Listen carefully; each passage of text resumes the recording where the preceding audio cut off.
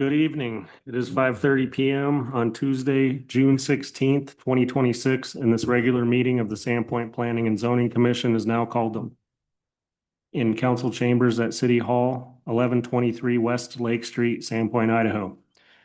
For the record, I am Commission Chairman Mose Dunkel presiding. Also present are Vice Chair Wayne Benner and Commissioners Scott Torpy and Ivan Ramar.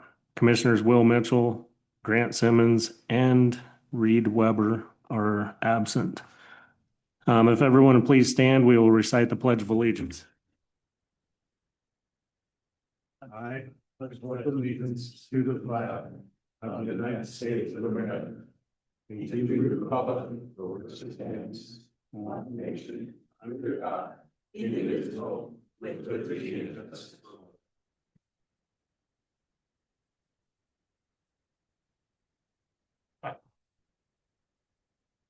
These commissioners have any announcements? None here. Okay, hearing none, we'll proceed with the consent calendar. At this time, I would entertain a motion to approve the consent calendar as presented. So moved. Second. Moved by Commissioner Benner, seconded by Commissioner Torpy. All in favor? Aye. Any opposed? Motion passes and consent calendar is approved. Next, we'll proceed with matters from the public. If you would like to speak on a topic pertinent to city business that is not included on the agenda, now is your opportunity to do so. If you wish to speak and haven't yet completed a sign-up form, please do so and hand it to staff. The forms are located on the table as you enter the room. If you're attending remotely and wish to speak on a matter that is not on the agenda, please raise your hand on Zoom at this time. I would like to make everyone aware that the city does have a policy on public meeting decorum. The rules are posted on the wall just outside the chamber's entrance doors. In summary, I would ask that everyone please be pleasant and respectful. Do not make derogatory comments or statements, including city staff. No disorderly or disruptive behavior, no calling out, clapping, or holding up signs. Please note that the commission cannot take testimony on any specific planning or land use related matter or application outside of an official public hearing. As there are public hearings on the agenda this evening, please hold testimony on those matters until after the hearing is opened. This time is for general comments on topics not included on the agenda, for comments only, no questions or debate. You may contact the mayor or staff during regular business hours if you have any concerns or questions. When it's your turn to speak, please state your name and whether you reside in Sandpoint city limits. Each speaker will have up to 3 minutes. Let the record reflect Reed Weber is present now. Madam Clerk, has anyone signed up to speak during the general comment period? No, Mr. Chair. Nobody on Zoom? No, Mr. Chair. Okay. All right, I could have saved a lot of time. That concludes the public comment portion. Next, we have a public hearing and recommendation decision on Skyway Estates PS 26-0001. I will recite the order and procedure for public hearing. Number one, staff explanation of the subject of the public hearing. 2, presentation by the applicant or their representative. Any questions should be directed to the applicant at that time. 3, opening of the public hearing, at which time the public may provide testimony. Those who wish to testify are required to complete a sign-up sheet. If commissioners wish to ask questions of the person testifying, those questions need to be posed before the person returns to their seat. The order of those who wish to speak will be as follows: in favor, neutral, and opposed. Number 4, rebuttal testimony from the applicant or their representative. Final questions may be asked of the applicant at that time. However, if new facts are elicited, the public will be given an opportunity to comment on any new facts. 5, The public hearing will then be closed for deliberation. No new information may be provided after the public hearing is closed, and questions may be directed only to city staff during deliberation.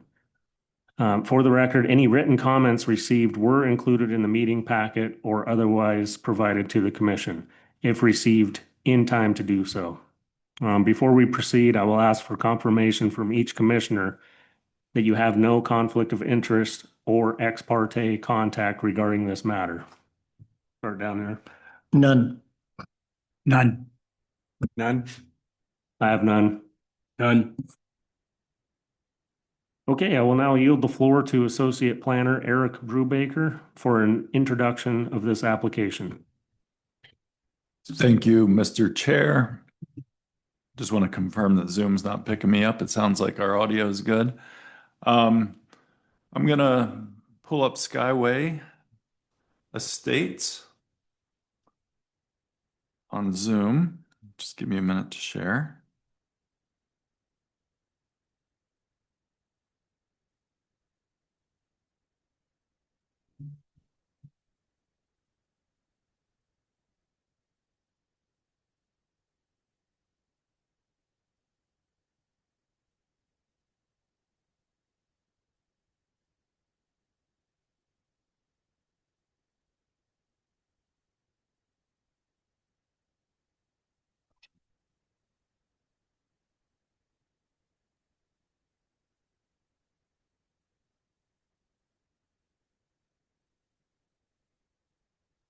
It's suspenseful.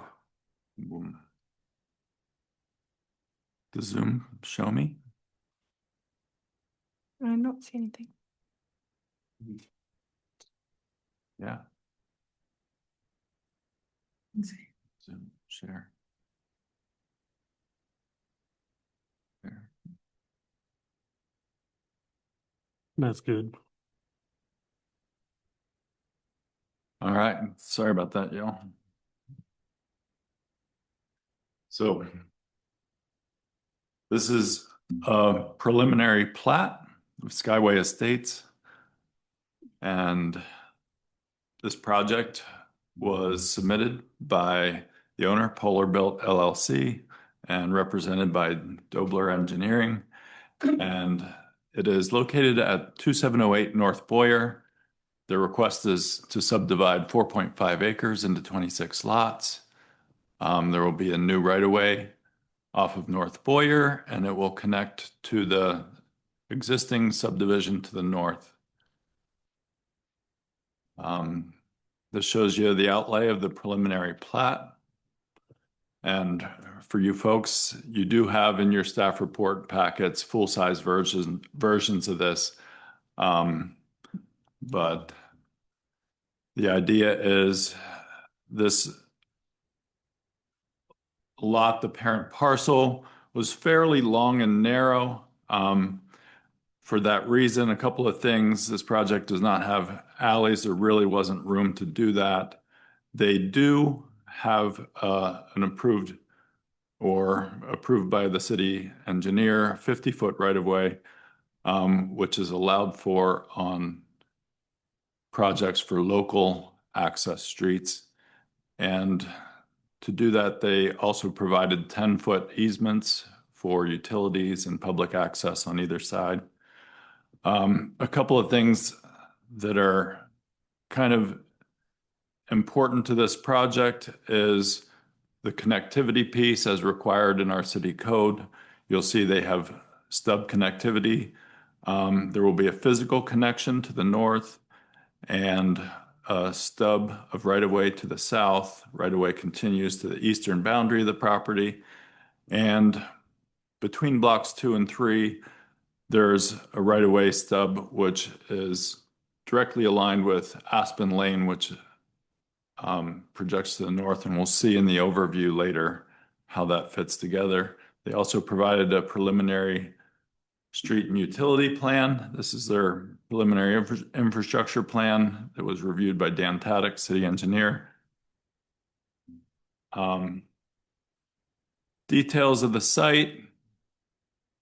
This is on North Boyer Avenue. It is zoned residential single family. The comp plan designation is low density residential, and they're proposing lot sizes of 5160 to 6297 square feet. Pretty typical residential lots. They're proposing to build right away to city standards with all frontage improvements. The western half of this, and you'll see that on the zoning, but it is encumbered by the airport lateral safety zone. There's a condition regarding that. And then a set of preliminary infrastructure plans. So a reminder, the way our process works, the preliminary infrastructure plans show that our city engineer and our public works director, that this is workable in concept. You know, the pipes are the right size, their loops are where they need them. They are not the final infrastructure plans, which will be prepared as part of a public infrastructure permit. The site was noticed and all of our required postings and noticing was followed. Generally, I reviewed this project against our comp plan, and I presume you all did the same. I found a couple of highlights that are particularly applicable to this one.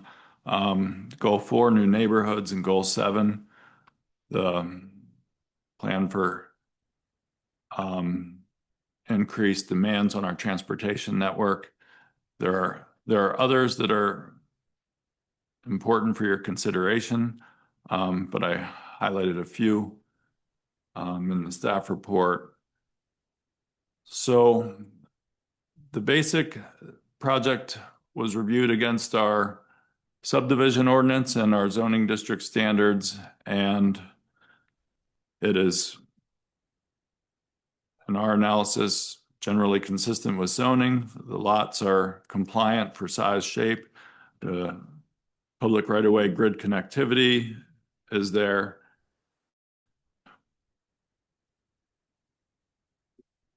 It was also reviewed for our public works standards.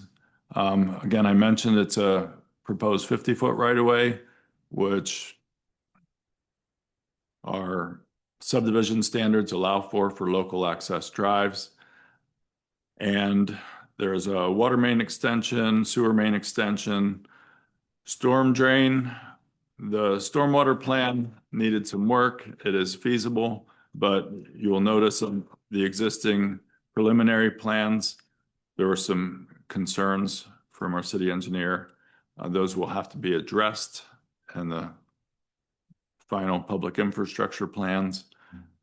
It was also mentioned by the engineer that for building sidewalk and pouring driveways, they may want to consider doing those at the same time.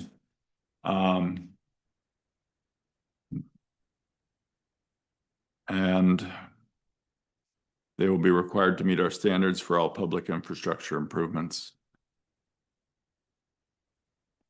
So that's it for me. I'm happy to stand for questions. Mr. Chairman, Commissioner Remar? ask a question. Yes. Reading over the pamphlet, as the road coming out of the subdivision approaches Boyers, the right-of-way goes down to 40 feet. City's all right with this? So that situation, and you'll see this a couple of places on the project, where city right-of-way abuts an adjoining undeveloped property, we're required to provide half the right-of-way plus 10. So that's where the 40 feet comes from. And it is a reasonable expectation that in the future, if someone develops adjoining property, they will contribute their required half, which would be another 30. So we'd actually end up with, if the property to the north develops, we would get additional right-of-way at that time.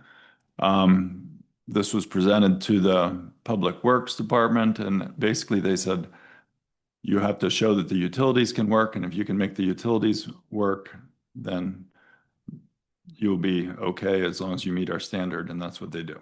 Okay, but I was talking about where it meets Boyer. Are you talking about where it meets? I'm Boyer? talking about where it meets Boyer. Where it So, meets Boyer. Oh, okay. So I'm just trying to Yes. figure out where the other subdivisions are. so there's a property to the north that is currently undeveloped. Okay. If you're happy with it, city's happy with it, I'm happy with it. Just asking the questions. Yeah. No, it's a great question. It's one that we brought up I know. in our early conversations. Commissioner Torby. Thank you. I have several questions along the same line. First question is on the east end of the property. It visually looks like the cross-section, I can't see it when it's so small, but the cross-section of the road heading north along the eastern boundary of the property appears to have a paved surface that's narrower than the main subdivision road. Is that because at some point you're going to pave the other side of that road? Is that just half the road being paved? That's my first question. So in that case, the requirement was for a fire accessible connection, which is basically 20 feet, no parking on either side. It's not a primary street, and it really can't be until such time as more right of way is dedicated. Okay. So that Thank is you. a fire access connection. You'll see offsite improvements are shown on here. Okay. To connect that to existing asphalt to the north on Hubert Lane. Answered my question. My next question has to do with the conditions. Now, I didn't see in your presentation the wording in those conditions, but I made some notes. And my notes are that I'll just go through them. There's three pieces to this. The first is, I'm curious why, as a condition of approval, we note the need for hydrants, fire hydrants, among all the appurtenances that are needed for the utilities. We say fire hydrants better be okay. That's my first question. I'm curious why. Second is that it appears that condition 4 and 5 in that list are the same condition. And then condition 6 makes specific reference. That condition 6 has to do with the airport overlay zone and some technical term about that. And it refers to Lot 1, Block 3. And Lot 1, Block 3, I think, is the one that's just south and east of the intersection between those roads, right in the middle of the subdivision. Yeah, I can answer all that. Okay, go ahead. And that one is easy. I had to dig deep to find a condition that the city has previously used in this situation, and that is not correct. So that's one that we would need to amend when you all make a Because motion for it's conditions. all It the would be lots basically to the west it's of the entire- that, it's all those lots, right? Okay. The entire Wonderful. west half, all of block 2 and everything Okay. that lines up with Got it. that. So I appreciate that. There was in the version that went to you guys, there was duplicate conditions. Got it. Okay. And those have been corrected in my version, and Don't need to worry about, okay, great. The And then the reference- hydrant thing, just curious, but, that, because those conditions come from our fire official. Okay. And they're life safety, very important, so the redundancy seemed appropriate, but okay, okay, not answers that question. My last question, in the cross-section of the roads, the cross-section, I can't, it's along the top row of what's shown there in the cross-sections, the one in the middle shows catch basins in the drainage ditch on each side of the road. That looks like catch basins, looks to me. So is there a piped storm drainage system that is going to be connected to what's proposed? I mean, is stormwater going to go into some underground pipes and it's just going to keep going to wherever it goes now? So honestly, that question would be for Justin, but it may be better answered by the applicant's Okay. representative when they present, because that's been modified. And the key is that it will need to have a final stormwater plan, because those as originally shown were deemed not workable by Dan Taddick. Justin, do you want to take that now, or do you want to give the applicant a chance? Sure. Let's wait for the applicant. Sure, And then you that's probably fine. get that. I think that's all my questions. Thank you. Any other commissioners? Okay, no more questions from commission. We'll now call to the podium the applicant or their representative for any presentation or remarks they would like to provide. For the record, please state your name and who you are representing as pertains to this application. Thank you, Mr. Chairman, Commissioners. My name is Gordon Dobler with Dobler Engineering, and I'm representing Polar Built, who's the owner. I want to say our appreciation to staff for working with them these past months to work through a lot of the issues that you've identified. Touch base on a few of them, but you can see staff's already talked about a few of them, the connectivity issues on the east side, extension for Aspen, and just working through some of the nuances specific to this site.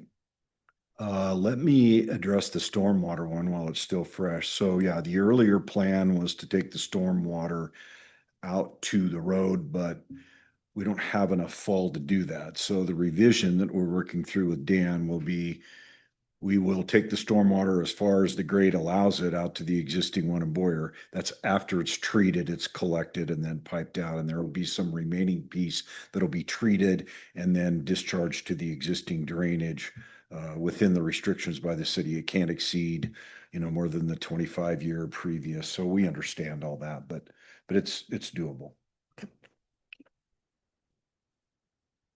Staff's really touched on all the issues. Let me just hit a few of the highlights. I would say, Mr. Commissioner Torpy, your question about the road width on the side, it's actually more than half width.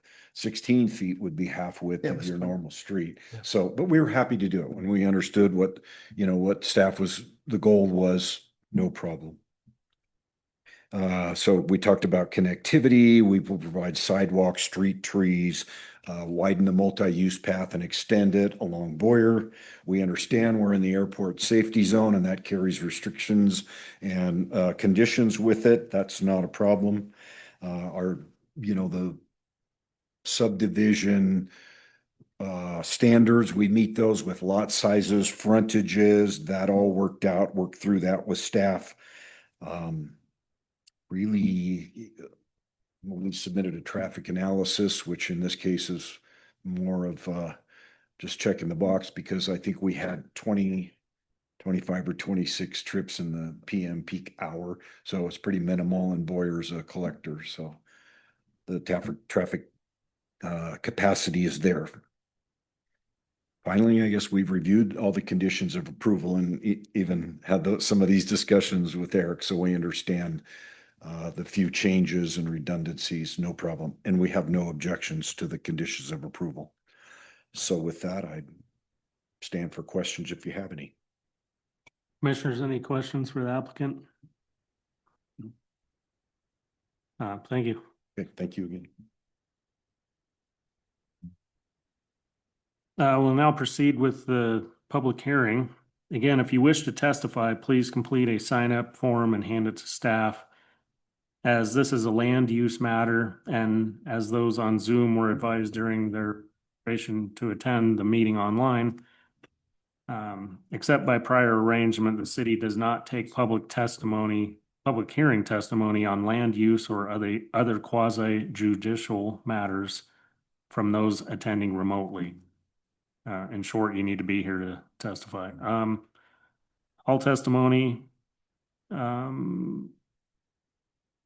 excuse me. As I have not been advised of any such prior arrangements, all testimony this evening will be taken from those members of the public in attendance tonight. City policy provides that the presiding officer may allow gifted time during a public hearing, where you may gift your 3 minutes to someone else. The person gifting may do so only one time, and the person receiving time may receive only one gift of 3 minutes. So that would make a total of 6 minutes. If you are gifted time, please state as much when you begin speaking and state the name of the person who gifted you their time. Both parties must be present in chambers at the time tonight. Otherwise, each speaker will have up to 3 minutes. Please note the earlier discussion about rules and civility and decorum as recited.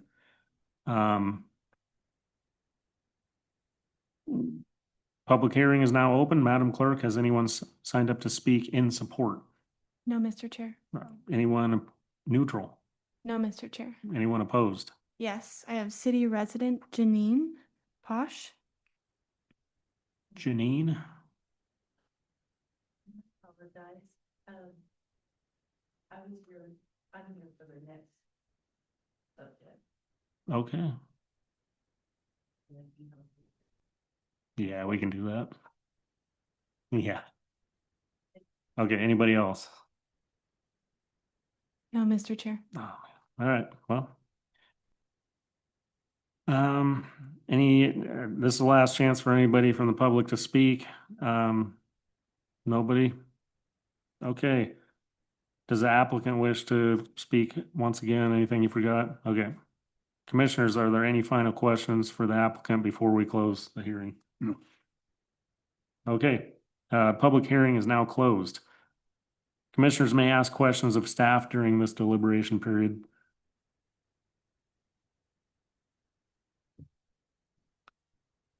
Okay, if there's no questions, then this would be the opportunity for a commissioner to make a motion of recommendation to the city.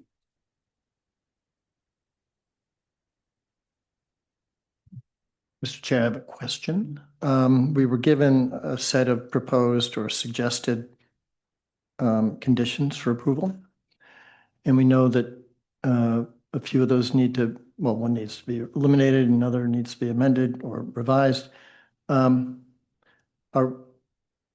assume our task is to do that here on the fly, correct? We have Yeah, nothing else to go by. Okay. Bill or Eric, can we get at least a version of that or state that in a way that we're all clear exactly what we're doing before we make a motion? Thank you, Chair. I think it'd be best if you just make mention of which condition would be removed and which one would be modified, so it's crystal clear. Okay, I'll give it a shot. Yeah, go Okay. ahead. I don't have the exact proper wording, but I move that we approve the request for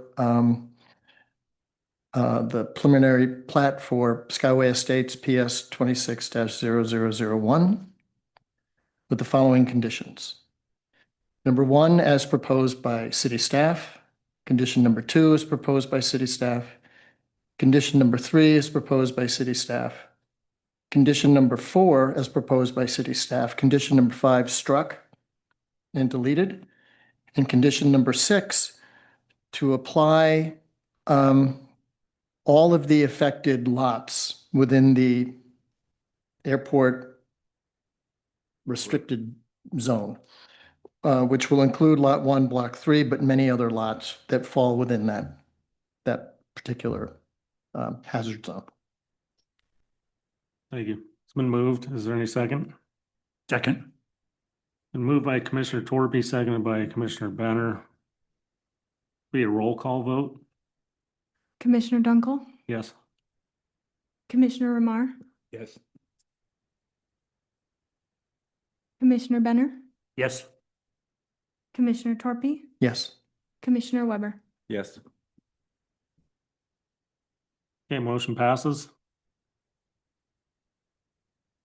Okay, next on the agenda is a public hearing and recommendation decision regarding Ridley Village Court PS 25-0003 and PPUD 25-0001. I will now recite the order and procedure for the public hearing. Number 1, staff explanation of the subject of the public hearing. Next, presentation by applicant or their representative. Any questions should be directed to the applicant at that time. Number 3, opening of the public hearing, at which time the public may provide testimony. Those who wish to testify are required to complete a sign-up sheet. If commissioners wish to ask questions of the person testifying, those questions need to be posed before the person returns to their seat. The order of those who wish to speak will be as follows: in favor, neutral, and opposed. Number 4, rebuttal testimony from the applicant or the representative. Final questions may be asked of the applicant at that time. However, if new facts are elicited, the public will be given an opportunity to comment on any new facts. Number 5, the public hearing will then be closed for deliberation. No new information may be provided after the hearing is closed. Questions may be directed only to city staff during deliberation. For the record, any written comments received were included in the meeting packet or otherwise provided to the commission if received in time to do so. Before we proceed, I will ask for confirmation from each commissioner that no conflict of interest or ex parte contact regarding this matter has happened. Commissioner Torpy, None. Commissioner Benner, None. Commissioner Weber. I'll need to recuse myself. Participated in this project. Noted, thank you. Commissioner Weber will be stepping down for this hearing. Commissioner Reimar? No. And none for me. I will now yield the floor to Associate Planner Eric Brubaker for an introduction of this application.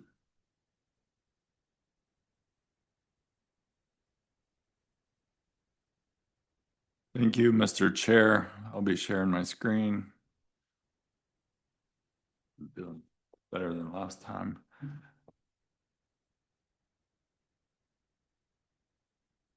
So just out of the gates, I'm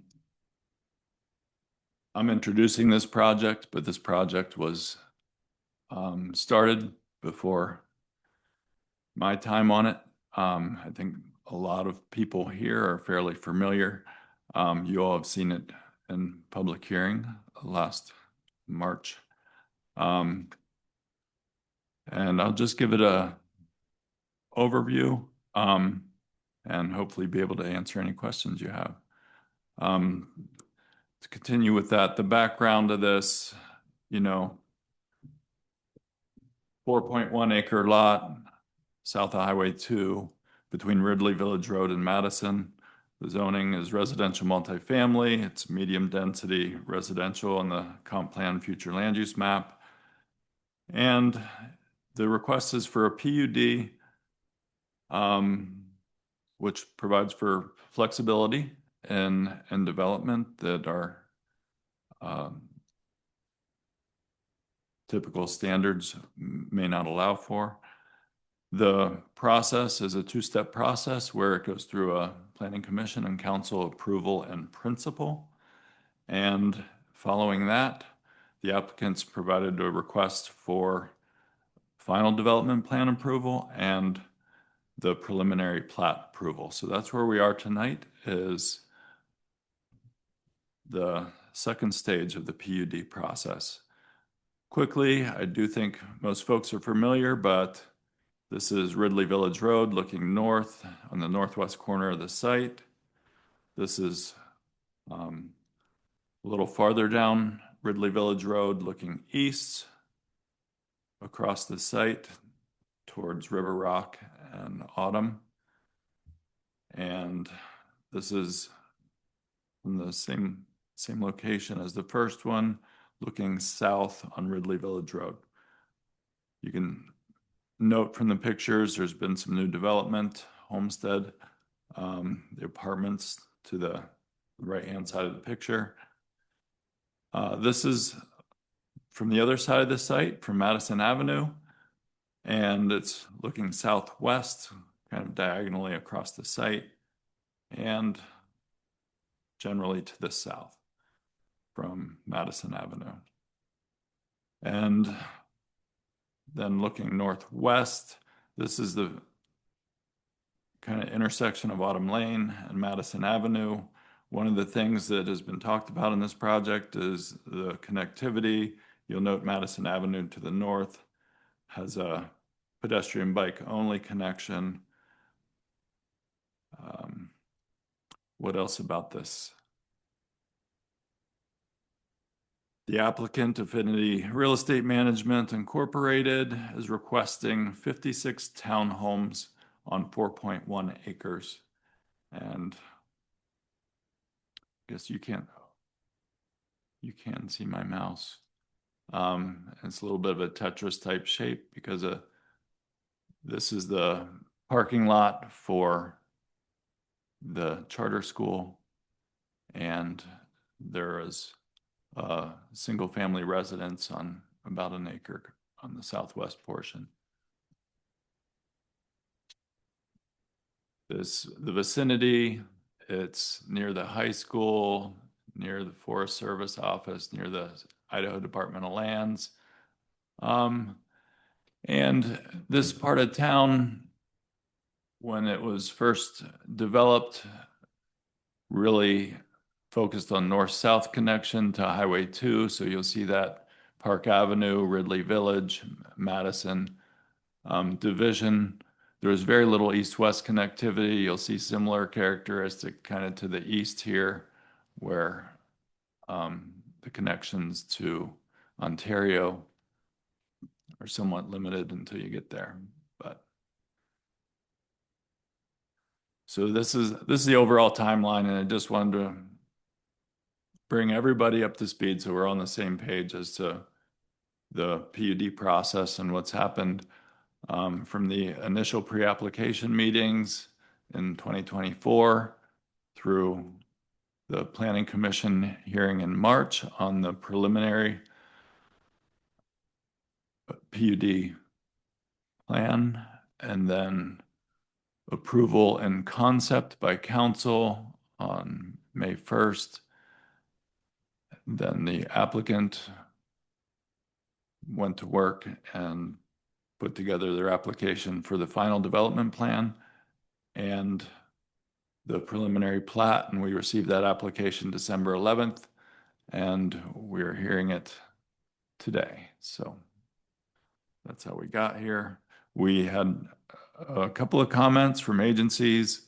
The school district provided a version of their standard comment, which generally is very concerned about the fact that Idaho state law does not allow for impact fees for schools, and they encourage all developers to provide some voluntary contribution to the school district in some way.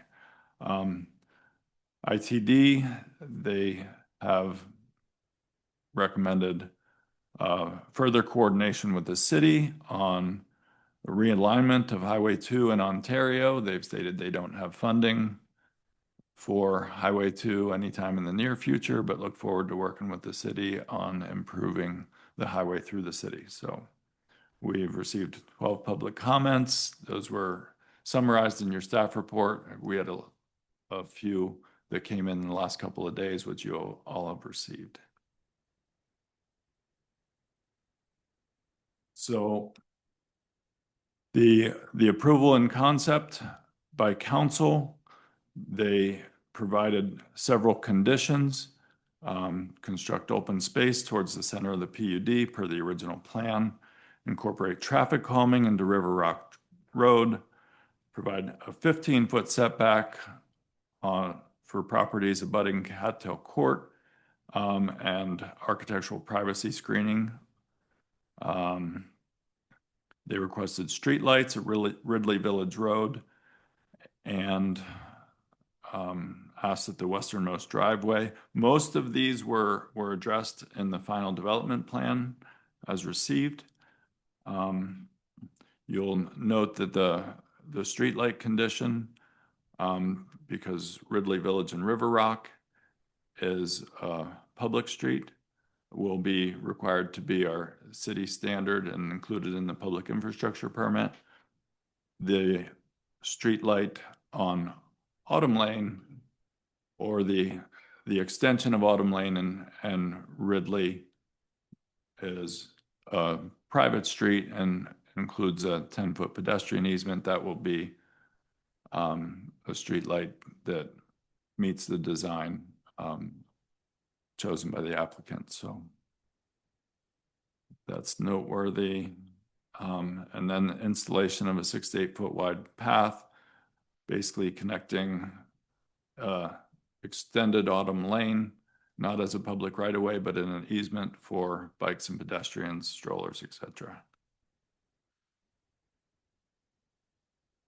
So You're all fairly familiar with the project, the application. Quick summary. It's 56 townhomes on individual lots with associated utilities, streets, pathways, open space. The lots range in size from 1,670 square feet to 2,962 square feet. The total off-street parking provided is 76. That includes 66 garage spaces and 10 internal spaces. In addition, there will be street parking on River Rock, Ridley, and Madison. They exceed the open space requirement with 13% where 10 is required. And they provide internal and external connectivity. In the application and in your staff report, you'll see how the applicant has addressed the council conditions from the approval and concept. And I'm just gonna basically reiterate that these are two separate approvals and analysis that you all are conducting today. One is our PUD ordinance found at 10.3, and the other is our subdivision ordinance at 10.1. And then, as always, we're gonna review and consider the comprehensive plan. The applicant requested several deviations from our standards, including the full wraparound perimeter setback, the narrower streets, and front-loading garage setback requirements on public streets.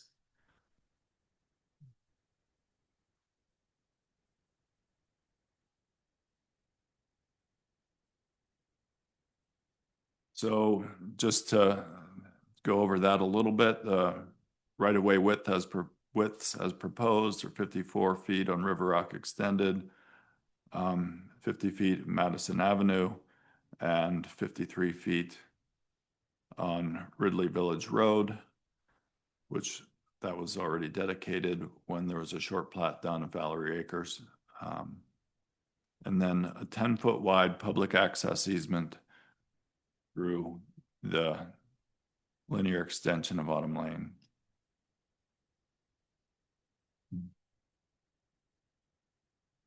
So I think that is all I have for summary. I'm happy to take questions. Commissioners?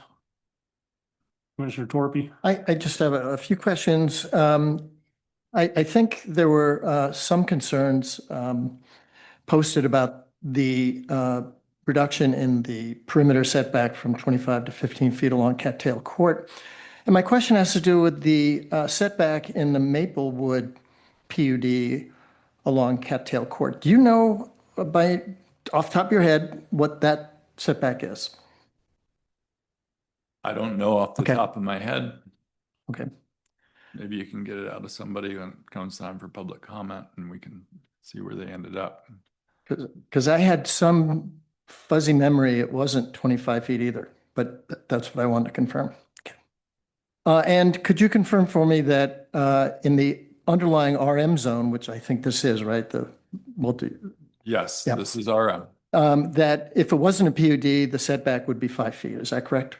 Yes. Okay. Some more questions for staff.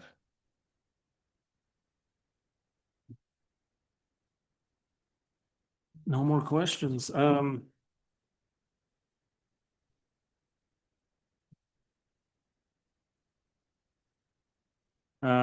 We'll now call to the podium the applicant or their representative for any presentation or remarks they would like to provide. For the record, please state your name and who you are representing, even though we know you,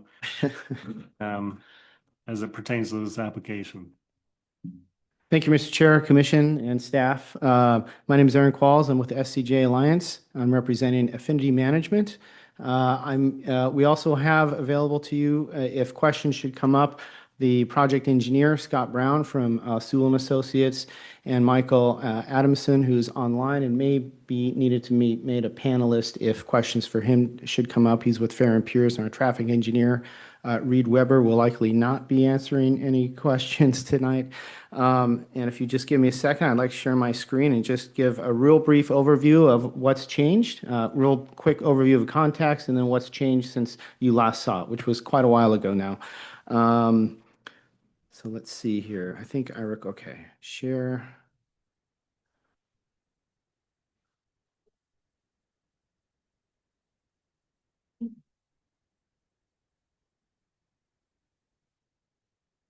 Okay. Well, before I go into the details, Kirk, do you want to just come up and give a couple words about the just overview of the project? This is Kirk Rector, owner of Affinity Management, who I met 2 years ago and started working on this project with. Yeah. Thanks, Kirk. Yeah. Yeah, good evening. My name is Kirk Rector, and I'm the owner of Affinity Management, and we're the applicant. And I own a small private management and development company. Been in business in the real estate business for about 35, 40 years, so a long time. Done a variety of projects, just to give you an idea, institutional grade recently, last few years, larger mixed use projects, apartments, 100+ units, with commercial on the ground level. And I'm also a local resident, have been for several years. Love the area, love the community. And so I was excited about, saw a need, and I was excited about getting a project going, first project here in town. So we're following up on obviously the preliminary approval from this, both the planning and zoning and the council. So we are encouraged. We've been working through the conditions the best we can. And I think you'll find that they've been very compatible with the neighborhood. We want to be good neighbors. It's very important to me, and to address the neighborhood concerns. We've been focused on that with Maplewood. So Aaron can get into some of those details, but we think we've come up again with something, feasible solutions that are compatible with the neighborhood. So we went ahead and closed on the property the end of the year, which is a pretty good size investment alone just in the land. And we've been committed to finalizing the plans and proceeding. And basically, I've been involved with this project now for 2 years, but I've been brought together a number of partners and investors. This is a large project, so this will take a lot of get up and go, a lot of funds, and a really great team, which I think I've pulled together. And so the impetus, really, I felt there's a need for affordable housing in the area and smaller square footage options. That's what kind of had a vision for. So that's how we ended up with the attached single family homes. And so what we tried to strive for is a unique community with amenities, walking paths, nicely landscaped, large open area for residents. I want it to feel kind of a nice community feel. So like was mentioned, we've exceeded the open area requirements, which I was always very keen on. And so we're going to have a shade structure, some seating areas, community garden area. So we think we've got it, nicely designed and laid out with the help of a team. That's a lot more than me. And so we'll have, very keen on having a quality product, quality homes. So I've been working with Heyman Brothers Construction. They've been great to work with. And you've probably heard of their name around town. Also working with a local designer, Reed Weber. Sure you know him with North Route. And so I was really focused on using everybody or working with everybody that's from the local area. So from land use, Aaron and the design, civil, engineering, even the realtor with Sotheby's, Rich Curtis, has been very helpful.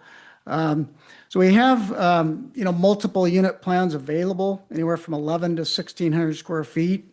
Over 50% of the units will be, are aging in place, all first floor living, which I was very focused on. I think it'll appeal to a lot of different demographics and age groups. So again, I want this to be a project that the city can be proud of, we can be proud of, the neighborhood can be, proud of and enjoy as well. And so we want to build this to last. I don't want this to look good in the first year. We want it to be, this would be a quality project, 5, 10, 20 years down the line. So that's kind of that's our plan. So again, we're excited about working with the team I have put together and moving forward with the process. And obviously, we've invested a lot of time and energy and resources in this, including myself.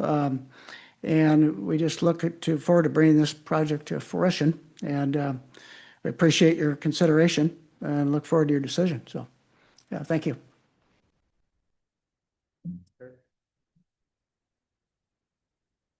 Okay, this is the Tetris-shaped parcel that Eric mentioned, kind of showing the vicinity. If you ever play that game, when this shape comes down, you're kind of like, oh no, what are we going to do?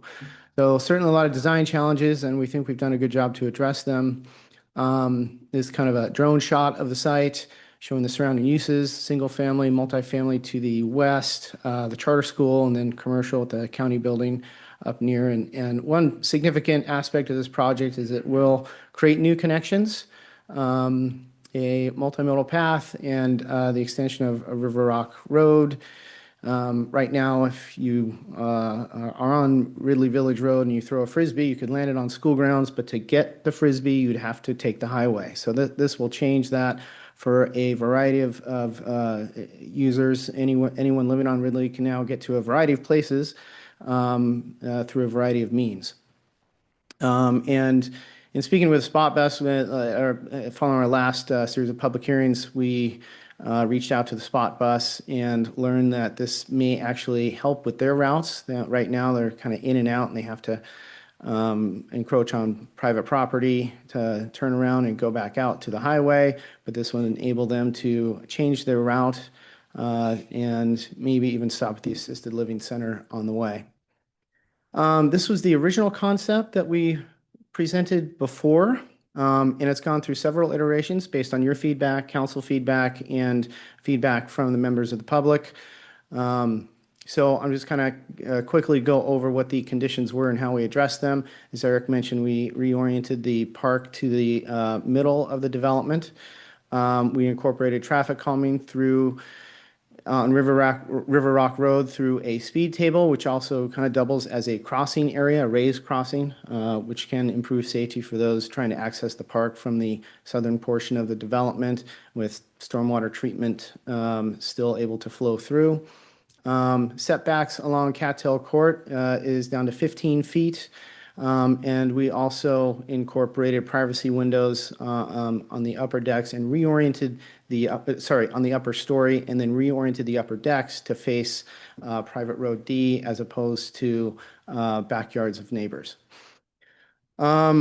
Installation of a street lights provide initial plan. Eric talked about this a few minutes ago, and we're glad to hear we can maybe work with staff on doing something a little bit different than a Cobra light up here. We do think lighting the pathway and that essentially a drive aisle is important. And in fact, we've even talked about adding some additional bollard lights along the pathway throughout so that, kids can get home safely in the darker months. We set the driveway back, driveway from that southwesternmost unit, reoriented it so that it's 35 feet from the intersection. And all the stormwater swells double as snow storage. And we also, at the top of the screen, you can see that arrow where we reoriented a garage so that snow removal equipment can better maneuver snow around the property. And the installation of a 6 to 8 foot wide path on the north side of where connecting to Autumn Lane from Ridley. We did an 8-foot path, and you can see we maintain the material of concrete throughout just to better delineate it and alert drivers that it is a pedestrian pathway. So another little added safety feature. And then, of course, the fencing along the property for the charter school, which is a schematic in our improvement plans showing. And then we also heard comments about the curb cuts, corners. We reoriented them so that they are perpendicular to the travel, so that rather than orienting towards the middle of an intersection, they orient to the sidewalk they would be connecting to, which is a good safety feature, especially for those with ADA challenges. We widened Alley Road E to better accommodate turn radius. We threw on the AASHTO turning radius template for a pickup truck design vehicle to make sure that we can make those turn radiuses into the alley loaded garages. And we reworked some of our sewer lines and water lines to make sure that they had appropriate spacing. And of course, what you're seeing here is an exhibit from our draft CC&Rs, codes, covenants, and restrictions for the homeowner association, what's maintained. And that includes all stormwater facilities and storm lines. And just quickly, a kind of revised development schedule, given where we are at today. We are excited to break ground as soon as we receive approval from this body and the city council. And we want to get through this with minimal impacts to neighbors and hope to go in for final plat approval with all improvements completed in the spring of 2027. With that, I'm happy to answer any questions or find someone who can answer questions. Commissioners. Commissioner Torpy. I have questions on two subjects, and if you could go back to one of the plan views that could help me picture where the 10 additional on-site parking spaces would be in the private alleys. 10 additional in the private alleys. Those words are taken from the submittal from your application. There's 66 garage spaces provided. And then according to, there are 10 more that are assumed on private alleys, parking spaces. I believe that would be within the driveways themselves. So essentially tandem parking. You can see my cursor here. Oh, okay. Well, you've got, okay. So that would be the 10 right along Road D, is that it? I believe so. It's been since December that we submitted, so I'm sorry. But it's not in the alley itself. That was going to be really my question. It's not some kind no, of sir. parallel parking in a 16-foot wide No, pavement. sir. No parallel parking in the alley. The only parallel Alley. off-street parking would be on River Rock Road, well, Madison and Ridley. Okay. Now, my other question, last one, I think, promise, has to do with what I think was a change. Now, help me and correct me if I'm wrong, but in the original submittal, the sewer line in River Rock Road ran west to east downward. The sewage ran toward the east along River Rock Road until it went into Maplewood and connected with the sewerage there. And there was some reconstruct the sewer line in Maplewood to a certain manhole. It looks like that's changed now. Am I correct? Yeah. It looks like the sewage is coming back toward Cattail and then heading south on Cattail and leaving the property. No, the sewer layout has not changed. No, it Okay. has not changed. Really, this is the only way to get a gravity system to work in this development is to run the sewer down, as you mentioned, Maple, and then into Cattail Lane, and that's the deepest manhole in the vicinity. So that we could gravity feed the whole subdivision. Okay, because can we just take a quick look at the profile of the sewer line along, it's right around section 1400, 1450, right around there. Yes, just give me a moment. I'll pull up those improvement plans here. I don't want to take too much time here, but my question while you're looking has to do with the impact to the neighbors. And it looked to me like there was going to be and it sounds like I'm wrong, a reconstructed sewer in Cattail Court and a reconstructed sewer along some portion of River Rock Road in Maplewood heading west toward Cattail Court. That's what it looked like. That's why I'm asking. And if that's not the case, then we don't need to worry about it. the case. You know what sheet I should go to here? Let's see, are those the water and sewer or road plans? Oh, this is just. Yeah, that's the, we need to go to the water and sewer plans.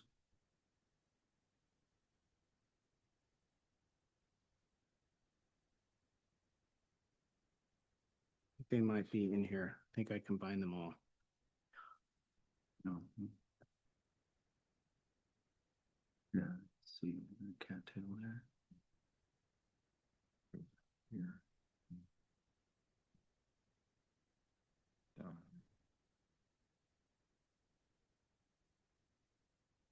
Going? Yeah, you can bring that Okay. up. This goes out there.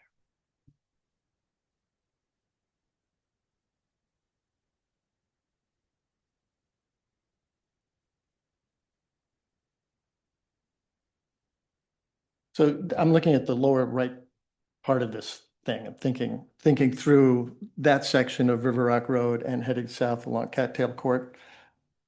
And in particular, the 8-inch sewer line.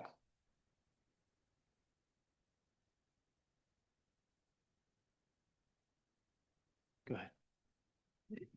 So I believe I understand what you're asking now. And yes, the lowest manhole in the whole area is in the cul-de-sac there in Cattail Court. And so to get to that manhole, we have to go on a portion of River Rock Road and then down Cattail Court into that manhole. And so those portions of roadway will be constructed. Usually what ends up happening is half the street's reconstructed because it's. There is an existing sewer line in Cattail Court now, right?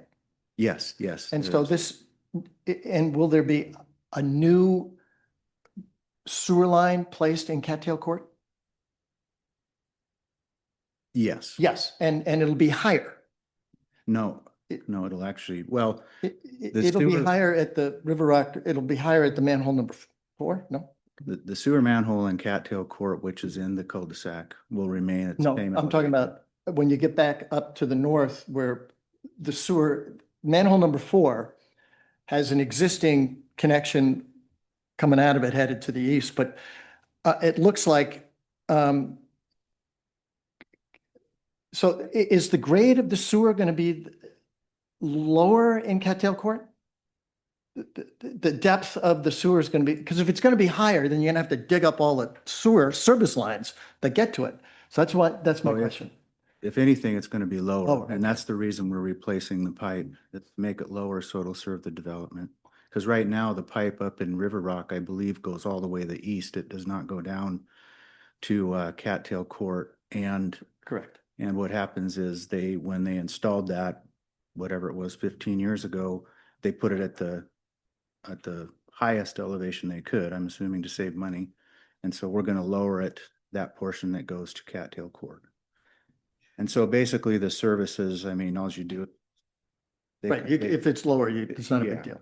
So there's going to be a portion along River Rock Road where half the street's going to be torn up. And Correct. Does that extend east of Cattail Court as well? No, Oh, just to Cattail Court? Okay. Okay, thank you.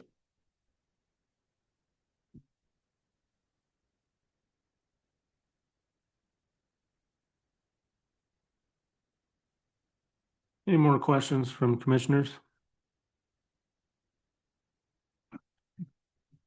Okay, we'll now proceed with the public hearing. Thank you. For the record, the person speaking was Scott Brown from Sewell Engineering. Again, if you wish to testify, please complete a sign-up form and hand it to staff. This is a land use matter, and those on Zoom were advised during their registration to attend the meeting online. Except by prior arrangement, the city does not take public hearing testimony on land use or other quasi judicial matters from those attending remotely. So you must be here to speak. Been advised of no such prior arrangements, so all the testimony will be in-house tonight. City policy provides that the presiding officer may allow gifted time. We went over that earlier. If you want to gift your time to somebody else, somebody would be allowed to have up to 6 minutes. The person must be in the room that's gifting the time, and nobody can have more than 6 minutes. If you're gifted time, then you must make that clear who gave it to you, and otherwise each speaker will have only 3 minutes. Please note that the rules of decorum, as recited earlier, are still in effect. Public hearing is now open. Has anyone signed up to speak in support? No, Mr. Chair. Has anybody signed up neutral? Yes, city resident Phil Doms.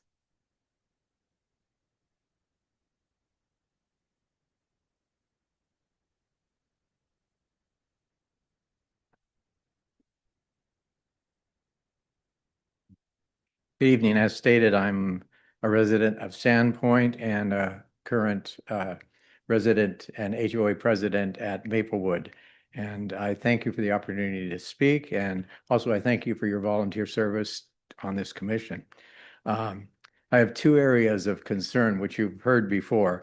One has to do with the push through of River Rock Road to Ridley Village Road. As you've heard from many residents throughout the process, the major concern has to do with, is a safety concern, specifically within the development, but also as Autumn Lane and River Rock enter into division. Kids and adults come down that pathway in front of there, speeding on either running or on motorized vehicles or anyway, skateboards and other things. And it's very hard to see them coming. And so it's sort of an accident waiting to happen. If we have more traffic, it's going to be more of an issue. Obviously, the favorite option of Maplewood residents would be to allow only non-motorized traffic from the proposed development into Maplewood. It would also be acceptable to allow emergency vehicles and maybe school buses or spot buses to use the road, but not just unlimited other vehicles. Another issue with regard to the traffic, the latest proposal includes a speed table between Ridley Village and the Maplewood neighborhood. I would encourage this, I assume it's the city and maybe not the developers, to consider speed tables at the entry to River Rock and to Autumn Lane, perhaps Autumn Lane, from Division to slow traffic going in that direction, because I think it's going to be an issue that we can anticipate. The second area of concern has to do with the setback of the 10 townhomes facing Madison Avenue. In the analysis of housing and neighborhoods, the city staff pointed out that that the lack of a setback accentuates the height of the building compared to other structures. And so they were looking for some solution to this. The problem would have been solved if the city council had adopted the recommendation to relocate the open space along Madison Avenue. And I looked at the reasoning on that, which I disagree with much of it, but I would encourage the commission to revisit that recommendation or to suggest some other solution in terms of that setback. Those townhomes are right on Madison. There's not much of a setback at all. So again, thanks for your service to the community and for your time. Appreciate it. Thank you.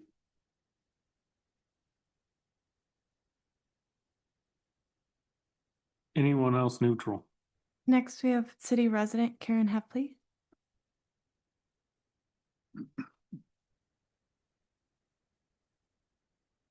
My name is Karen Heffley, resident of Maplewood Village and the treasurer of the HOA. Thank you for giving me the opportunity to speak. Having been involved in family development company, I'm not opposed to the Ridley Village Courts. It's a lovely development. However, it is going to greatly affect our neighborhood. Specifically, staff has emphasized that the new PUD must comply with current code, and I agree that code compliance is important. However, the comprehensive plan in our city code also require the commission and council to consider the existing neighborhood character, safety, and general welfare of Maplewood Village. Specifically, the required findings under City Code Section 996 raise serious concerns with the proposed vehicular extension of River Rock Road. Under those findings, particularly numbers 3, 4, and 7, the extension would change the essential quiet, low-traffic character of our already built neighborhood, introduce potential hazards and disturbances existing to neighboring uses, especially for children, pedestrians, and seniors on our narrow streets. And South Division is so narrow. Even though we aren't South Division, we of course are access to South. And then also as part of that code, create conditions detrimental to residents due to increased cut-through traffic, noise, safety impacts. Of note, the stricter grid-style connectivity expectations in newer policies of the comprehensive plan apply to new development. Maplewood Village was approved and built almost 2 decades ago under the standards in place at that time. There is no retroactive requirement forcing full vehicular connectivity through our older neighborhood. Applying the newest expectations here effectively change the rules for existing residents in a way the code does not intend. A pedestrian and bicycle-only connection with appropriate controls such as gates or bollards would achieve the city's multimodal connectivity goals without forcing high volumes of new vehicular traffic through established homes. This approach better balances the goals of a comprehensive plan while fully protecting the livability and safety of Maplewood Village. I respectfully ask that you condition the approval to eliminate or limit the vehicular River Rock Road extension and instead require a non-vehicular connection that respects our existing neighborhood. Bear in mind that the through traffic from Ridley Village Road through to River Rock ends at a cemetery. There's no place else for it to go. There's no more connectivity to be had. There's a cemetery there. There will never be a connectivity from River Rock through that cemetery or from not Madison, but Autumn Lane through that cemetery. So there's a lot of reasons to consider why do we need to have vehicular traffic. As Mr. Dome said, certainly we would be for emergency vehicles, maybe school buses, and limited, but to open it to full-on traffic seems less than appropriate. Thank you very much. Thank you.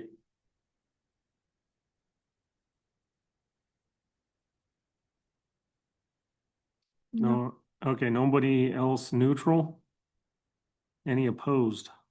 I have Janine Posh, city resident.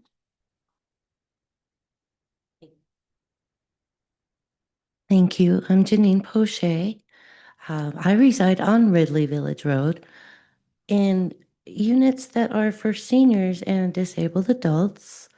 That is not in any of the photos I've seen and has not been brought up for any discussion at this point. We are adjacent to the new units that were addressed by the developer or the representative.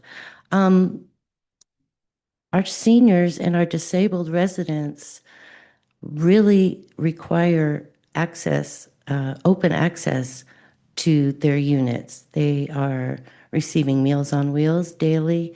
They have in-care, in-home providers coming to care for them. They have nurses and family stopping by consistently. Before the new units, or while those were being constructed, the new image that was shown, that was about 3 years. And at times the road was completely closed on Ridley Village Road. There was no access for our seniors, no access for Meals on Wheels, their family members, emergency vehicles. This is a deep concern, and there are about another 45 to 50 residents adjacent to our units at the end of Ridley Village Road that dead ends. I just wish that maybe some consideration had been put forth regarding us. We are not homeowners.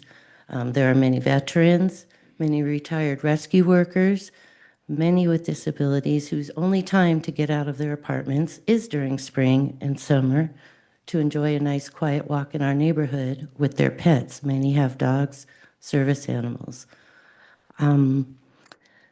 I would like to address also access to the spot bus, the bus stop, which is right next to the church and the physical therapy office as you're getting ready to enter the highway to Ridley Village Road. Many people who live in the other units rely on the spot bus to get to their jobs. So these are income-based apartments, but many of the residents do work. And then the disabled seniors and disabled adults that live in the other units are going to be deeply impacted by this project. And I am wondering if there is any consideration for these folks, myself included. Thank you for your time. Thank you.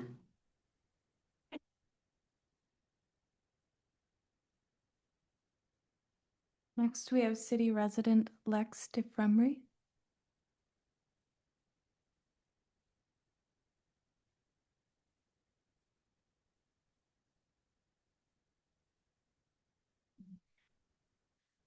Good evening, commissioners and city staff. My name's Lex DeFremry. I live on Cattail Court, 914 Cattail Court in Maplewood Village. I'm actually using the talking points from a former letter that I have written on this issue. First, I want to agree with what you heard from Phil Doms and Karen Heffley regarding River Rock and the extension thereof. Secondly, I wanted to talk about the setback. And Mr. Torpy, you asked what the setback is in Maplewood, which is not a PUD, by the way. It is my back setback, and I wish I'd looked this up, is either 20 or 25 feet. The PUD is required to have a 25-foot, as you know, and so an exception was made for this proposed project. The reason for that was the economic feasibility of the project. I have reason to believe that it will damage the value of my home, which harms my economic feasibility. I would ask, and I am grateful, Aaron spoke about the changes in the orientation of the townhomes, and that makes a huge difference. There will still be light and space, just not as nice as it is. But in lieu of having a 25-foot setback, I would ask for a row of trees to be planted in the 15-foot setback in that project to give us a nice buffer. Our fences are only 6 feet high, and the top of the buildings is 27 feet, and that's only 15 feet from the fence. And Mr. Torpy, thank you for asking about the sewer lines. I had that question in my letter, and I never got an answer. I didn't pursue it.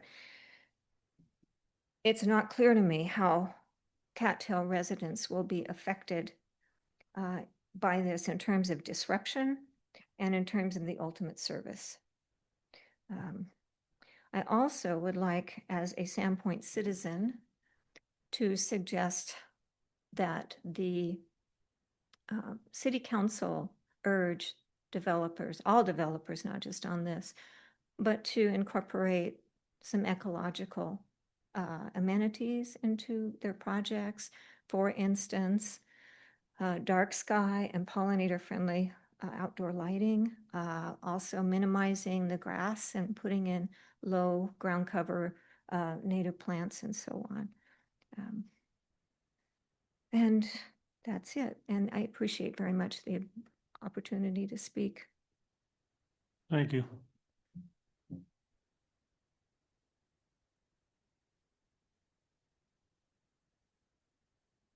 Mr. Chair, I have no further testimony. Any members of the public that have not testified and wish to do so, this will be your last opportunity. Okay, does applicant or representative wish to offer any rebuttal? I think you do.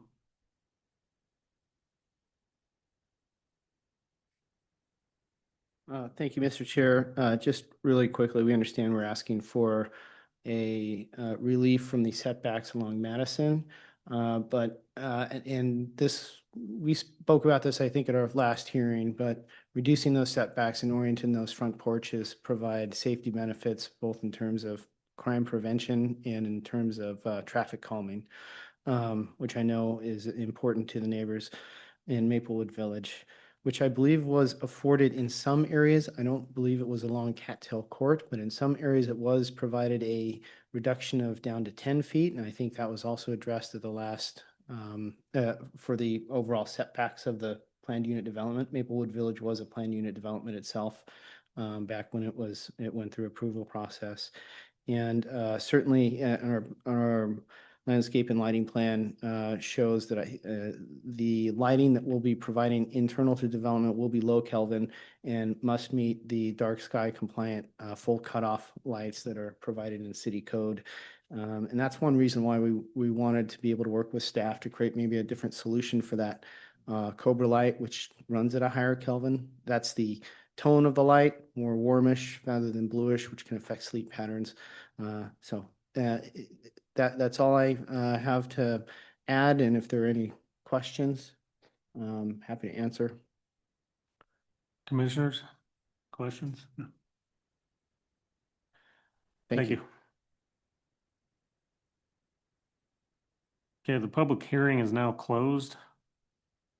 Now's the opportunity for commissioners to ask questions of staff during this deliberation period.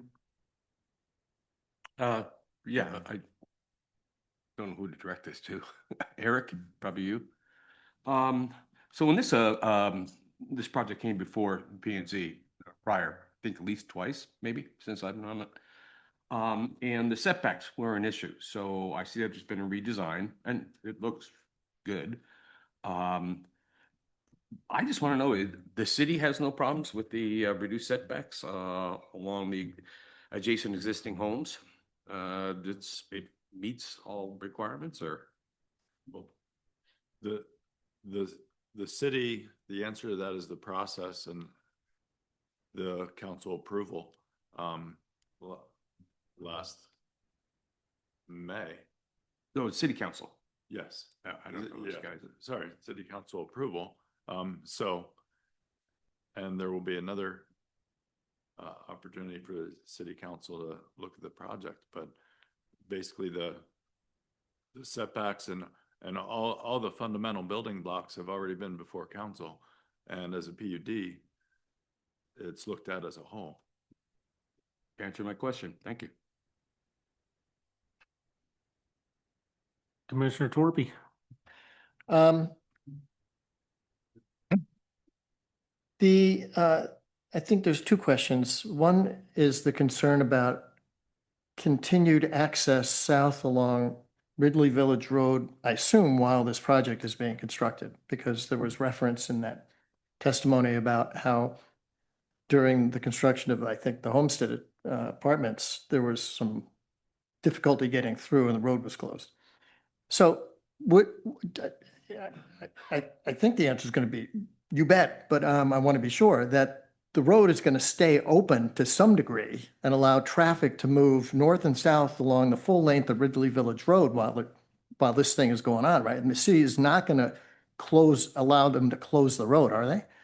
So this question is not for me. I'm going to bounce it over to Justin, our city engineer for the night with HMH. I will say it's one of those reasons why we do as a city like connectivity in our policies, because there is one way in, one way out there. Right.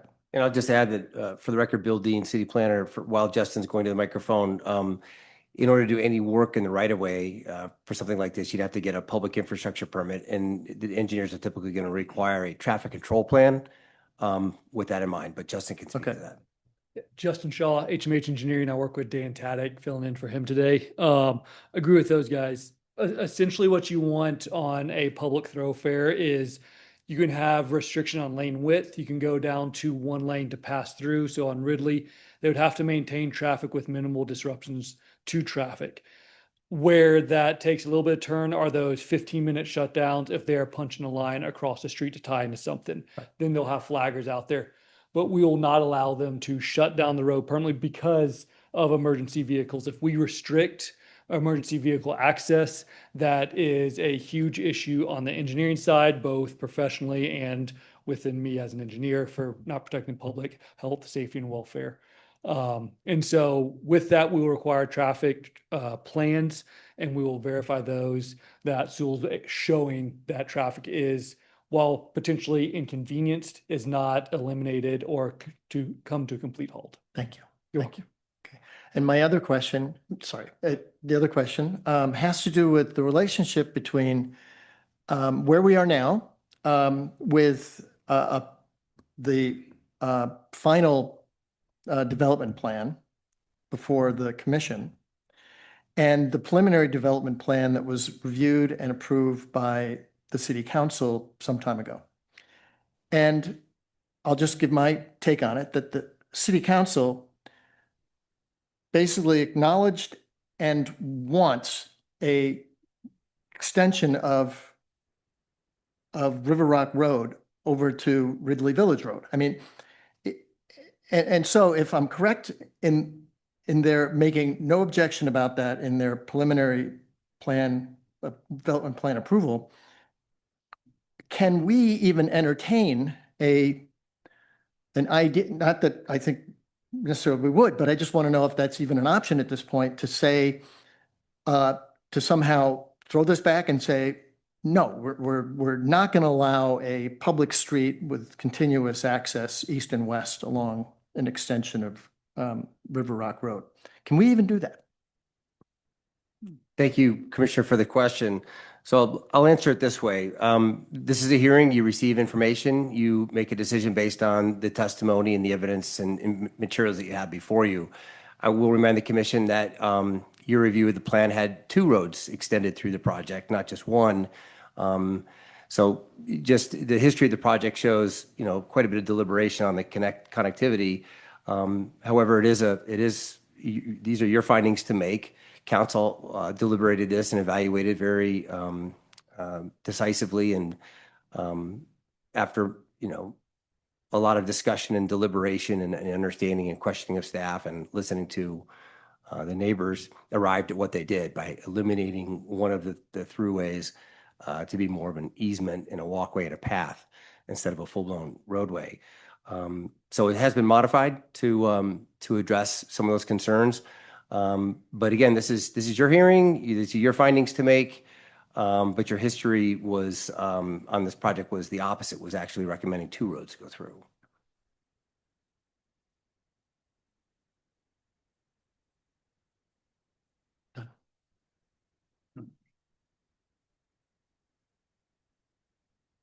Has there been any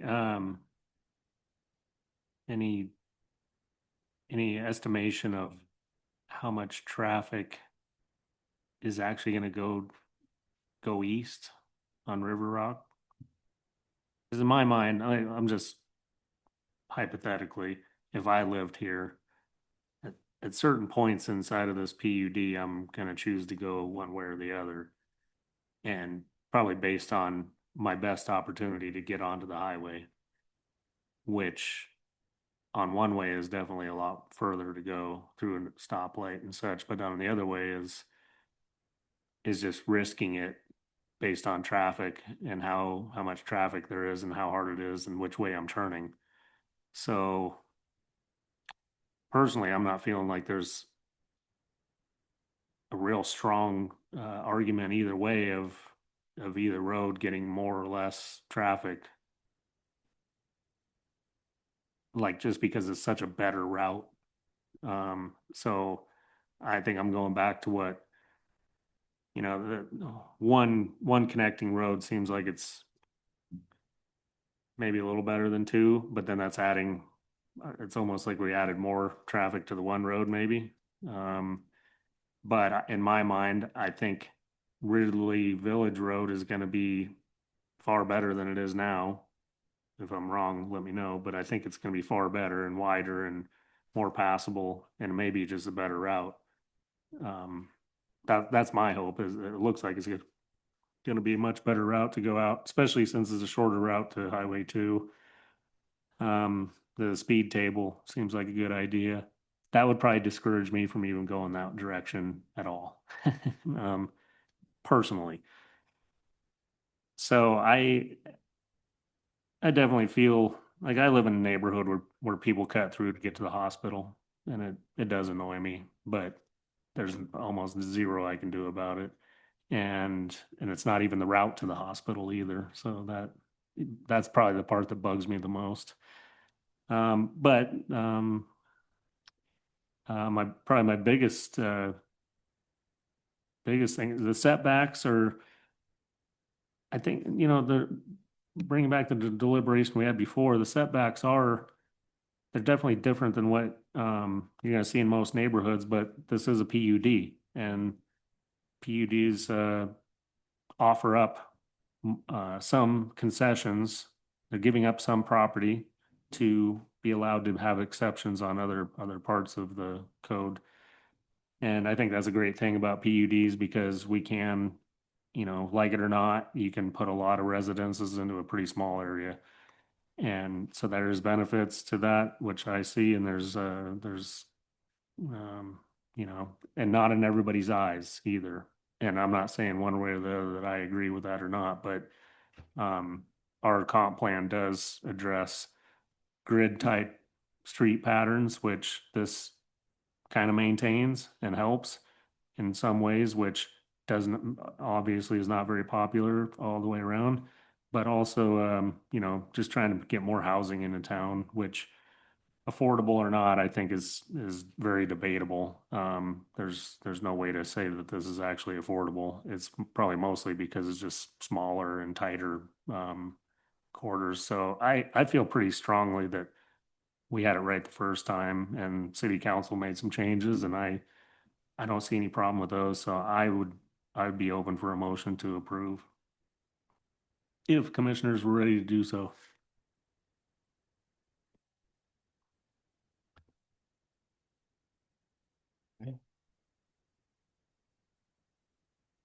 Well, I just want to, if I can, make another comment about setbacks, my own thinking about the setbacks, and want to acknowledge that I think in every instance, the setbacks are less than what's uh, sort of the standard, which can be changed because it's PUD.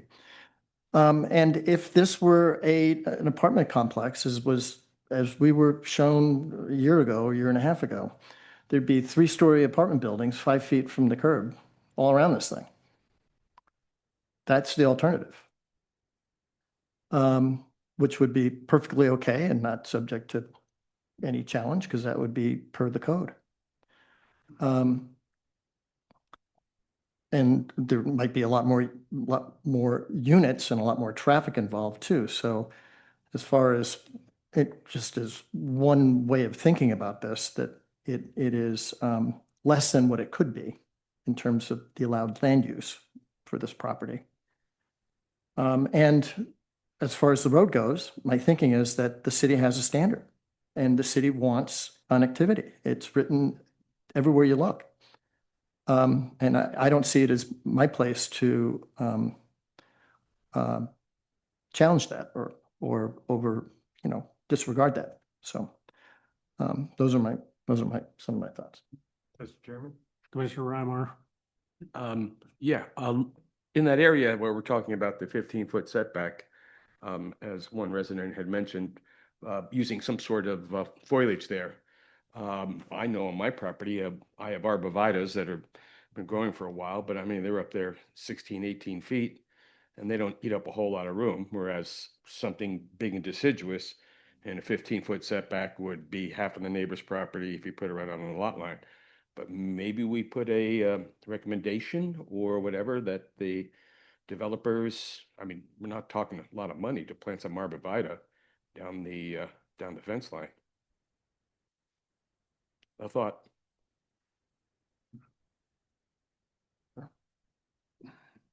You looking for me for a conversation? Saving it all up for the big Well, finale. First of all, I think you're looking at a height that's going to be very tough to block out with any low growing kind of vegetation. And Setbacks, I don't think make a lot of difference. I can, got a house being built next to me 5 feet from the property line, and I can't see the peak of the roof. It's up there so high. I mean, they pushed the 30-foot limit as fast, as high as they could. And so I'm not sure how, or if there's any way under our codes right now that you can protect for that. I mean, they could have been back further and it could have been a worse scenario. And the developer has made the attempt to at least not have full view out of the upstairs looking back over onto those properties, which I think is an effort in his part to try to resolve that a little bit. As for the traffic, I don't know if you're going to have traffic no matter what, because our mindset is we design for cars. And as long as we're designing for cars, we're going to have traffic.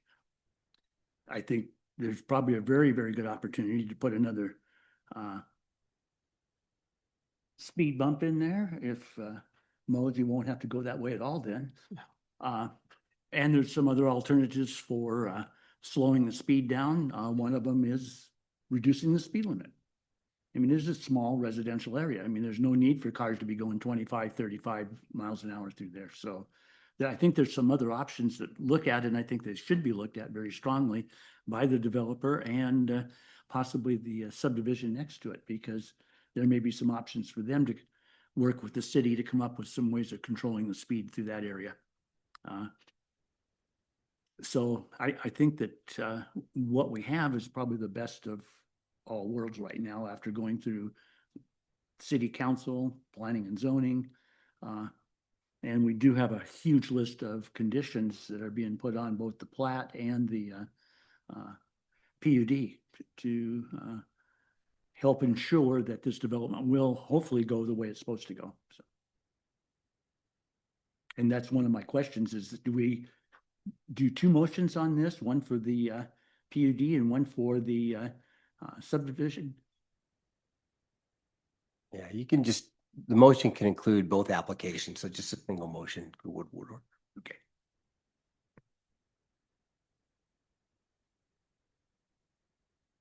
I'm looking for a motion. You want to do it again? Go ahead. Well, I'm looking for, I think there were 18, but I can't remember. I mean, I don't have it in front of me. Does anybody else have it in front of them? It was a long list. Well, when making a motion, you don't have to read all the conditions of approval. You can, for example, reference all the conditions that are stated in the staff report. So you don't have to, don't feel like you have to read the whole thing. Oh, good. It's a PES 25-0003 and PPUD 25-0001. Okay, so for, I move that we approve the Ridley Village PUD and subdivision preliminary plat, PS 25-0003, and well, that's it. With the conditions of approval listed in the staff report dated June 16th. It's been moved. Do we have a second? I'll second it. Moved by Commissioner Torpy, seconded by Commissioner Rymar. Be a roll call vote? Commissioner Dunkel, Yes. Commissioner Benner, Yes. Commissioner Ramar, Yes. Commissioner Torpy. Yes. Mr. Chair, motion passes. Thank you for your time. We still have more to go here. Next is a request for extension of conditional use permit. PCUP 23-0004. Time out. Oh, We got we're gonna 5-minute break. reintegrate a commission. Reseat. Yeah. Welcome back. Thank you. Commissioner Weber is back on.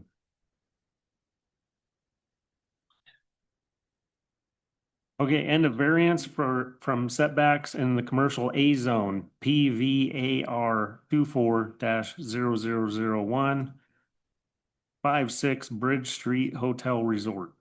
I now yield the floor to City Planner Bill Dean for a brief staff presentation. Thank you, Chair. Good evening, Commissioners. As always, it's a pleasure to be with you. This is a request on behalf of the Averill Hospitality Group to address the extending of their conditional use permit and variance that you just mentioned into the record. Very quickly, as a very brief staff report, they were given approval for a CUP in 2024, on June 18, 2024, for their new 296,250 square foot hotel and resort that included a lot of interesting site plan and parking situation and solution with guest rooms and a restaurant and event space and the like. They were unable to get to a building permit before the 1 year expiration on that. So they came before you last summer and asked for an extension to their CUP at a special meeting. You evaluated their request and granted them a 1 year extension that is set to sunset this summer, July 22nd. So just a few weeks ago, they approached city staff and asked for an additional extension of time on their CUP for another year, which would be a 3rd year into the project. And really the code in the original CUP don't provide a tremendous amount of specific things to consider when evaluating a request for continuance. It basically, the Sandpoint City Code states that the permit shall be diligently pursued. And that's, of course, something the commission has to weigh.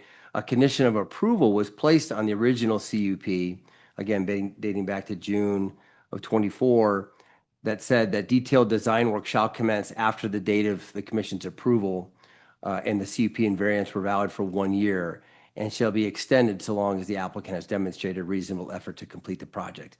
It didn't say extended once, twice, 3 times, 4 times. It just said extended. So there's some room for interpretation on a number of factors here. Ideally, what you're going to evaluate tonight is just has the project been diligently pursued such that you can grant them an extension? I've provided you some options. But first, I think a couple other facts. Since then, what have we learned? They applied for a demolition permit last fall, and they let that expire just this past May. They applied for a building permit in December, and that permit is set to expire in 2 weeks on the 29th of June. So what's interesting about the permit is they applied, they submitted the actual documents, but didn't pay the plan check fee, which would initiate the review. And that's a substantial fee. It's over $200,000 in plan check fees. That wasn't paid. But nonetheless, the application was taken in, and they're provided until June 29th to pull that permit, pay that fee and pull the permit. Or actually initiate the city review on that. So we haven't had any dialogue with the project applicants outside of receiving those 2 permit requests, again, demolition and building permit submittal, in addition to a meeting we had in May, 2 days after the demo permit expired, when they approached us and said, hey, we'd like to get the project off the ground. We're having some difficulty pulling it all together. Looking forward to more time, but we're also kicking around some other ideas which they shared with us. Those new ideas are different. They have yet to submit an application, but I think just in full disclosure, it's important for you to know that they've been actively talking with us about possibly a different concept. Such a concept would require an entirely new permit.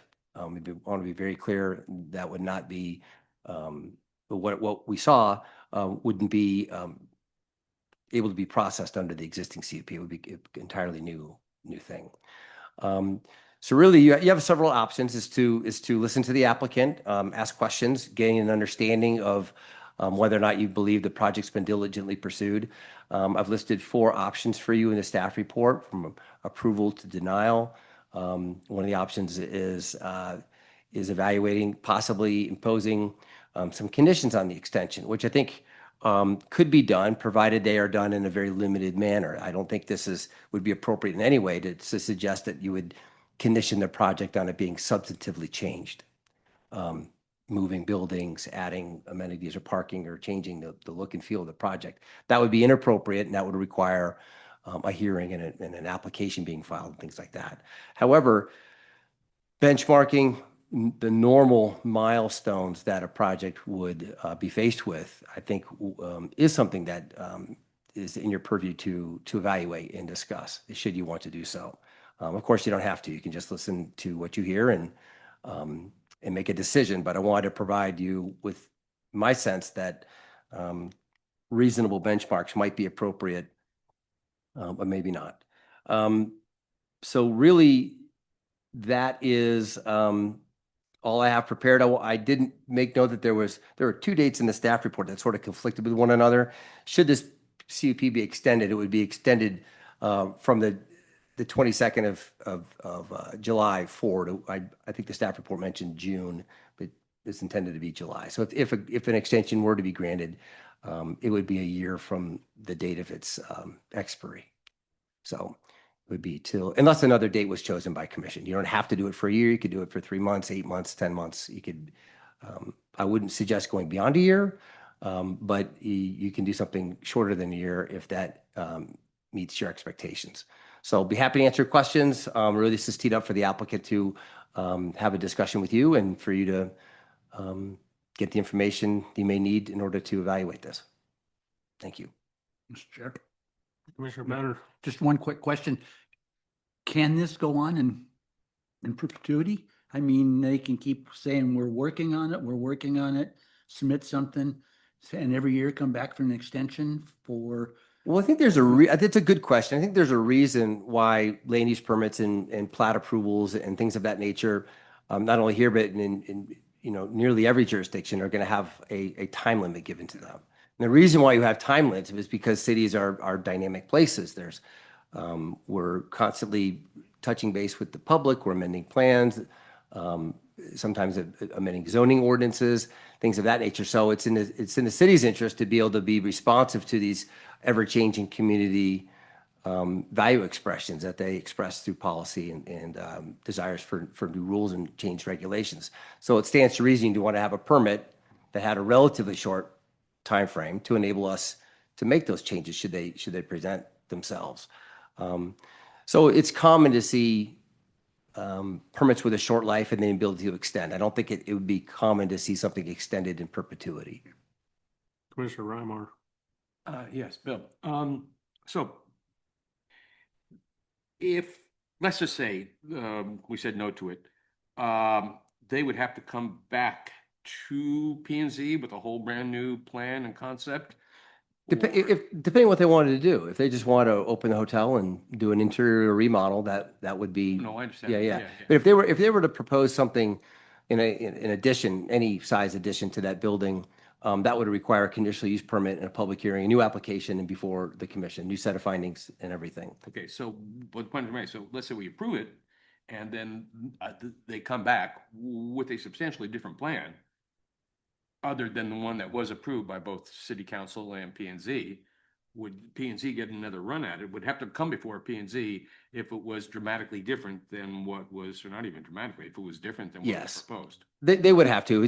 So what the developer does in these situations is they're trying to maximize their flexibility and their ability to present themselves to the marketplace, I would argue, but please hear from the applicant on that.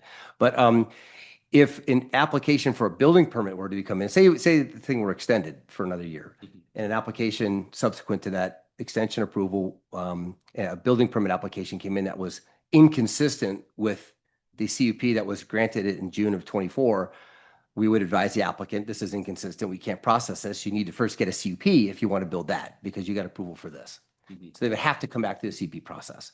And we've been very clear with the admirals about that. Thank you. Yep. Do we have a Chairman, Commissioner got a Doherty? question. Thanks. Regarding the upcoming expiration of the building permit application period, that would be, I think, June 29th or June 28th or something. So they submitted that application 6 months prior, I think, right before the end of last year. And in so doing, they, I'll just use the term for the moment, locked in the old impact fee schedule and to their interest. And here's my question, if that permit expires, because payment is, the plan check payment of $200,000 or so is not made before the 29th, then my understanding from what I've heard anyway, is that building permit application period expires, and they would have to resubmit a building permit sometime after the end of June. And in so doing, they no longer lock in the old impact fee schedule. Is that correct? That is correct. Okay, everything I said is correct. So I'm just trying to think, if I were somebody else, and maybe that's dangerous, I would want to lock in the thing that I would pay less money for. And that is, the impact fees in the old schedule. And I don't know what they are, but I remember the impact fees went up a lot. And so my understanding would be that there would be a giant difference. I don't know what the number is. Maybe one of you could tell me, between what the old impact, or the impact fees that they are currently subject to until the end of June, and the impact fees that they would be subject to after the end of June, if that permit expires, if that permit application period expires. Do you know the difference in the cost? I don't know the difference. Is it substantial? It is a substantial increase. Is it yeah. more than $200,000? Well, the $200,000 is a plan check fee. That's a service fee. That's not an impact fee. I know. Right. I get it. But do you? Oh, is it more than 200,000? Oh, yes, it is. Yes. So the difference Well, is, depending on the project. Again, if they bring a building permit application for the same building, you compare apples to apples, right? So I think that's what you're asking for is if they submit the same exact construction documents, they just happen to do pay it. 200 grand to get. They're going to pay a lot more than $200,000 in impact fees. Impact fees, but they're going to pay the same 200,000 grand to get it reviewed. Correct. So, okay, I think I got my answers. Thanks. Yep, it's going to be a significant increase in impact fees. Yeah, Okay. significant. Okay. Do we have anybody to speak on their behalf? Yeah, it's not a public hearing, but the applicant is afforded time, obviously, to talk with you. Yeah, I'd like to hear from Ben. We're seeing all of our old friends tonight.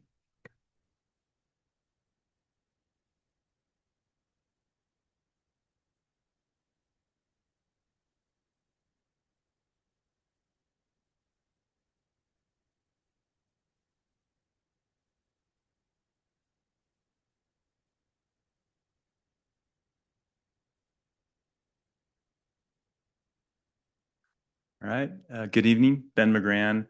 I am as a resident of Dover. I am with Actis Project Management, and I am the Alvarell Hospitality's owner's representative.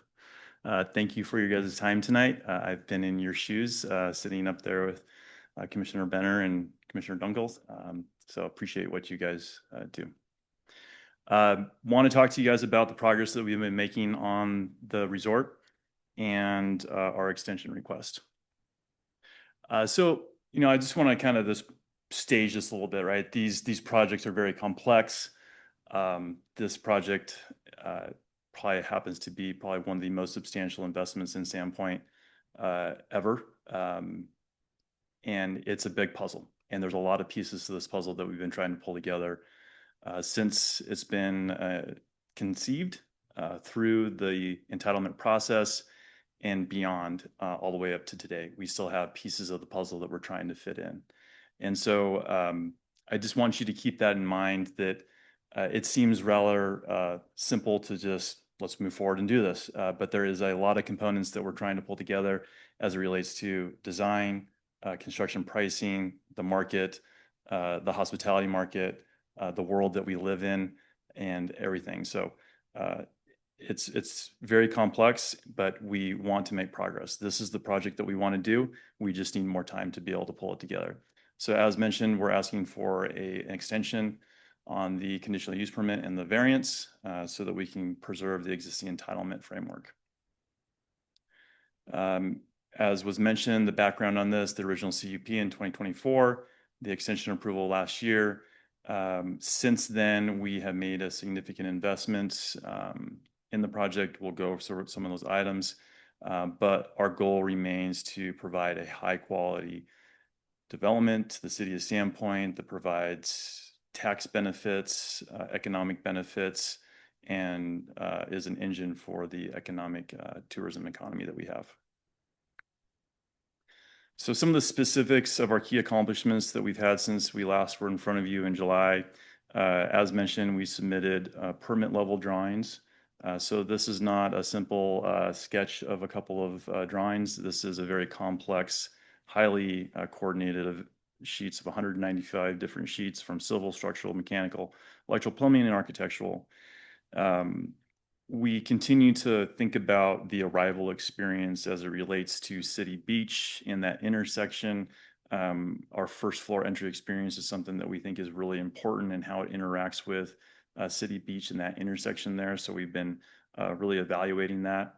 We have had ongoing collaboration with the city staff as it relates to when we were working through the building permit process, especially in November and December, and also as we were looking through the RV park development.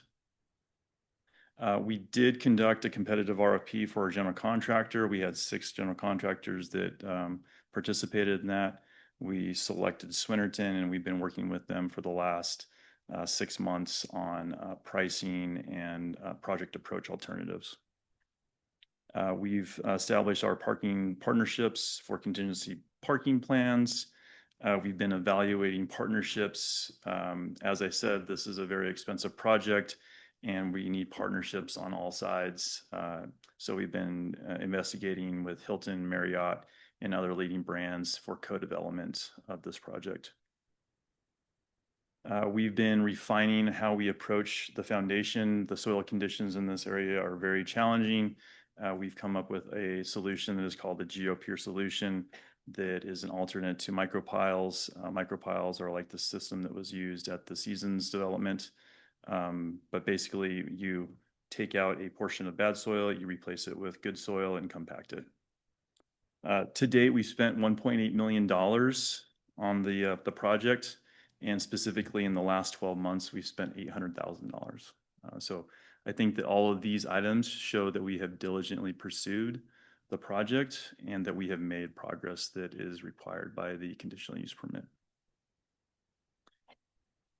Also want to highlight that we have been a part of various workshops looking at the city beach improvements, the RV park alternatives. We've tried to explore different public-private partnerships to help support various initiatives. And also, we're active in the community. We have Beer Fest that's going to be on the lawn of the hotel there on July 5th. So very active in supporting those organizations that need to have a space to use for their events. So why do we need this additional time? The market continues to go up in cost. We're seeing continued cost escalation, so we're looking at value engineering opportunities. Our financing and capital markets show to be challenging. Sandpoint is relatively an unknown market in the investment world. There is no market comparable to this, and so investors, when they don't have something to compare it to, they get very hesitant. As Bill had mentioned, we are looking at some alternate development ideas. This primary project is very expensive, and getting the financing to do that is proving challenging. But we do believe that we have an alternate concept that would be able to be financed at the levels that the Abra Hospitality has the ability to finance and without further investors. And that is something that we are considering bringing to the Planning and Zoning Commission. But at this time, we still feel that we want the primary project to continue on and remain feasible. So just reiterating some of the things that we feel that we have established, that we have satisfied the idea of diligently pursuing. We're not making any changes. We're remaining consistent with the land use entitlement. This extension preserves the flexibility of the redevelopment, and it does not create an adverse impact on the neighbors or any public property. So in closing, I just ask that you please give us this approval with no conditions. As I mentioned, These projects have a lot of pieces to the puzzle that we're trying to pull together, and any further conditions that you put onto the project makes it another piece of the puzzle that we have to figure out. And so continuing to let us proceed with a one-year extension will give us the opportunity to hopefully make this project come to life. And that's all I have. I'm open to your guys' questions. Commission have questions? Got one? We're okay to, Can we? okay. Go ahead, Commissioner Torpy. Thank you. If the plan check fee is not paid in the next couple of weeks and that building permit application period expires, I think what I heard a moment ago was that the development would be subject to a far greater impact fee when you submit, I think, the building permit at the time. Or when you acquire the building permit, sorry, as a condition of the building permit to pay the impact fee. So my question is, I don't know what that number was. Something rattles in my head like it's $1 million, something like that. And I remember, and maybe I'm making this part up, but see if anybody else remembers that the $1 million price tag under the new and what is now the current impact fee schedule was a bridge too far for this project. You'd walk away. And that was the reason you applied on December 29th instead of some other date after that. So my question is,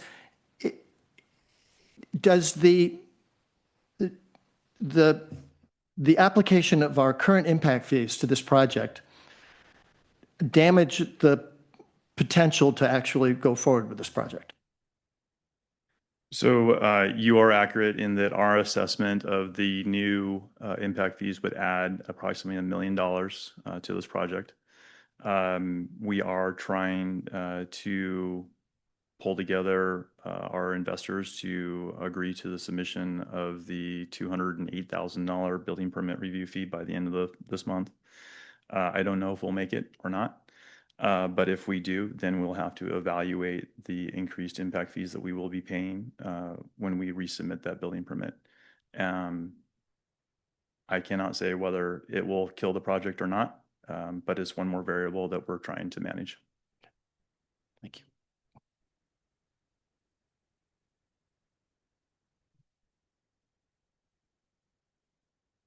Maybe something. Commissioner Reimer. Thank you.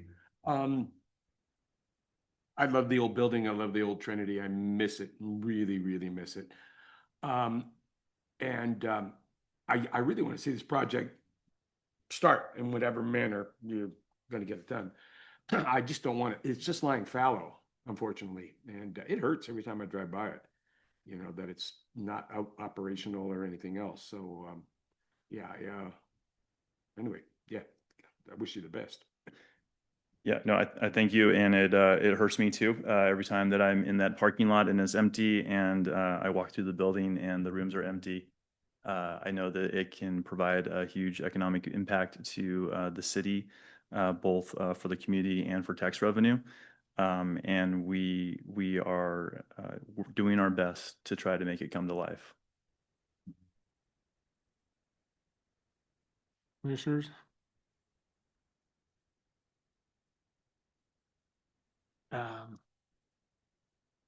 Well, I don't know, this is kind of a tough one because this has been very public, and I'd say there's the public, percent, or the public opinion is very one-sided, and I think Avril's been beat up a little bit too, maybe unfairly, but this is the world we live in, and that's, you guys have signed up for it too. This is a very big project. It's very impactful. I think I agree with what Commissioner Reimar said was, love to see it happen. And I have no idea what this is going to cost, but this doesn't mean anything. It's just personally, I've just heard rumors that this is a lot of money, even like there's a big question, and I think you've stated that in a way too, that this is, you know, is this going to happen? Is this even possible? And I think the CUP kind of lays it out that that's what has to happen. So I don't know if I would feel um I mean, I don't know if we're like taking away anything really, because I don't know if there's really anything there. Um, if we were to deny. Um, and I think if you guys are looking at other ideas, then I think the door's already open. Impact fees are definitely significant. I'm not sure what, changing the plan could change those fees quite a bit, I would imagine. Um, so I don't know.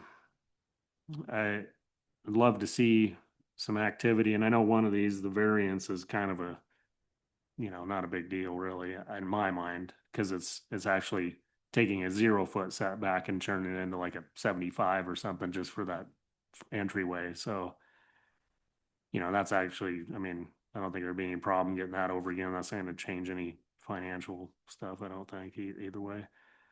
And it made more sense anyway. I don't know. I'm kind of torn on this. I think we've seen a lot of permits come and go, like we've heard hearings where they came and then they got an extension and then nothing ever happened. So I don't know if, at this point, I don't know what it would take. I mean, so there's a demolition permit that has lapsed, right? So how would that even work? I'm the timeline, I'm kind of not clear on that. You can't really start anything without tearing down the building.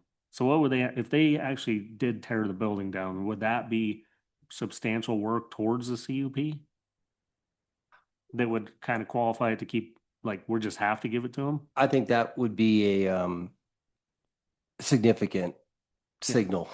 I think it would be hard for the commission to arrive that it wasn't substantial if they did demo. I think that would be a significant step in the direction of putting up the new thing. So you just spark something in my mind. You've closed the facility down. There's nothing happening. That is significant, and that's enough for me. And I'm kind of reaching, but I think I'm okay with that because that is significant. You've chose not to open up and chose not to staff it because the intent is to do something else, and that is significant. So as a business owner, I know if I close the business down, I would need something else to happen. Whether it's this exactly, if you choose to change the plan, you can still do that. So I'm inclined to vote for an extension. I do think some conditions maybe are appropriate, like to get the demolition permit granted like as soon as possible. Is that apropos? Well, the issue with demo permit is easy. It's actually acting upon it is what I would encourage you to think about. Yeah, Commissioner Reimar. Yeah, I mean, I don't know any of the intricacies of the conversations, but I mean, I'm just saying, if I had a pocket full of money and I had put the money out to buy that place, get these plans and everything else, and realizing things are changing, one opportunity, if you don't demo the building, you can reopen it. At least get some income flow coming out of it, or remodel it and reopen it and get some income. They demolish it, they're committed to something. I mean, after that, it's gone. And I mean, it's not like it's a derelict building. I mean, I'm not going to say it's the prettiest thing in the world, but it's certainly not derelict. They've done most of the work to keep it semi safe, except for maybe the restaurant area. But yeah, so the demo. I mean, if I was Avril, I'd be like, if we're thinking about a bunch of different things, you might want to leave space open to do many things rather than demo the building and say, now we're absolutely totally committed to something, regardless of what it is. And we don't know what we want to do because we don't know if we have the financing plans or whatever that they need. That's all. Yeah, if I may, thank you for bringing that up. And thank you for bringing up that we did go through the effort to close the hotel down there at the end of the season. And I think that ultimately what we're looking for is flexibility. Bill mentioned it, but we need flexibility given the current market conditions and what we're dealing with. Flexibility to reopen, flexibility to remodel, renovate, flexibility to continue with the project as planned, flexibility to potentially come to you with an alternate concept that is reduced version that would allow us to move forward with it. So I think flexibility is key word here that we're looking for. And as I mentioned, any conditions that get placed on us is one more piece to the puzzle that we then have to manage to that creates challenges. Commissioner Torpy. Well, I appreciate that. The need for flexibility. I also appreciate our need to see, and we can all individually define this. It seems like a pretty subjective term of digilently pursued or diligent pursuit. So tearing the building down, obviously, sort of cuts off certain options that you have in the future. I want to begin my comments by just reading a sentence that I looked up. It's from a publication with reference to law.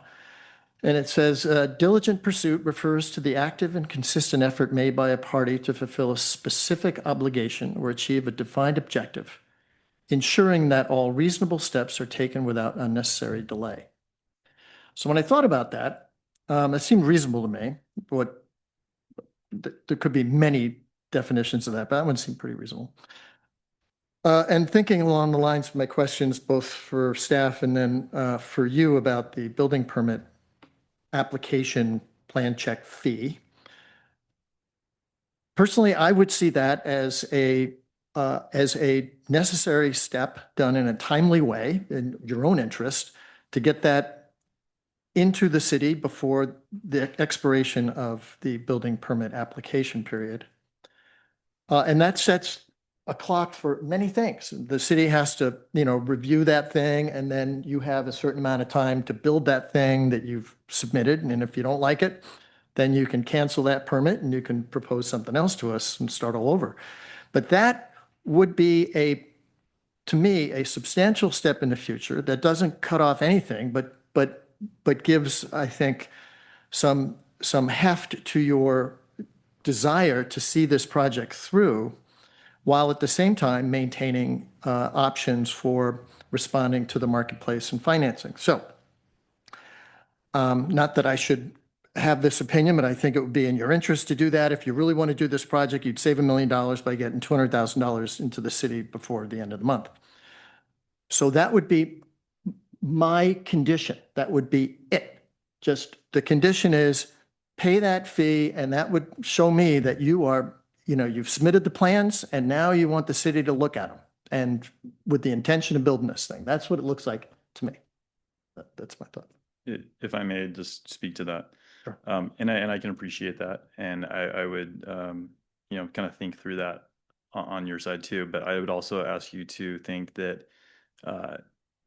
it's to the city's benefit if we don't pay that, but we do move forward with the project, because you would get more impact fees that could be used to develop city beach, roads, sidewalks, whatever those impact fees are used for, right?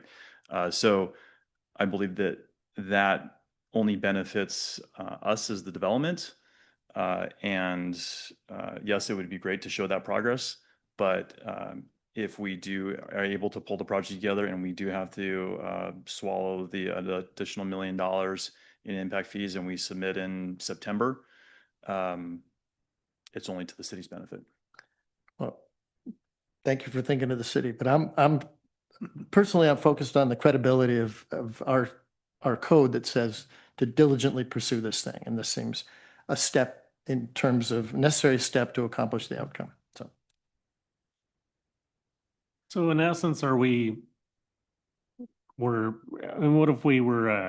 if you're coming with that same CUP application right now? And this is the first time we've seen it. Why would we not? I mean, would we approve it? So I guess that's what I'm gauging is like we're essentially, approving or denying right now, right? I mean, it's essentially, because if we say no, then it's a denial. It's not moving forward unless they reapply for something else. Right, which they've indicated that they're evaluating. I think the city's in a response mode all the time. Developers, property owners come to us and we respond to what they submit. And we have timelines and codes that establish how long these approvals last.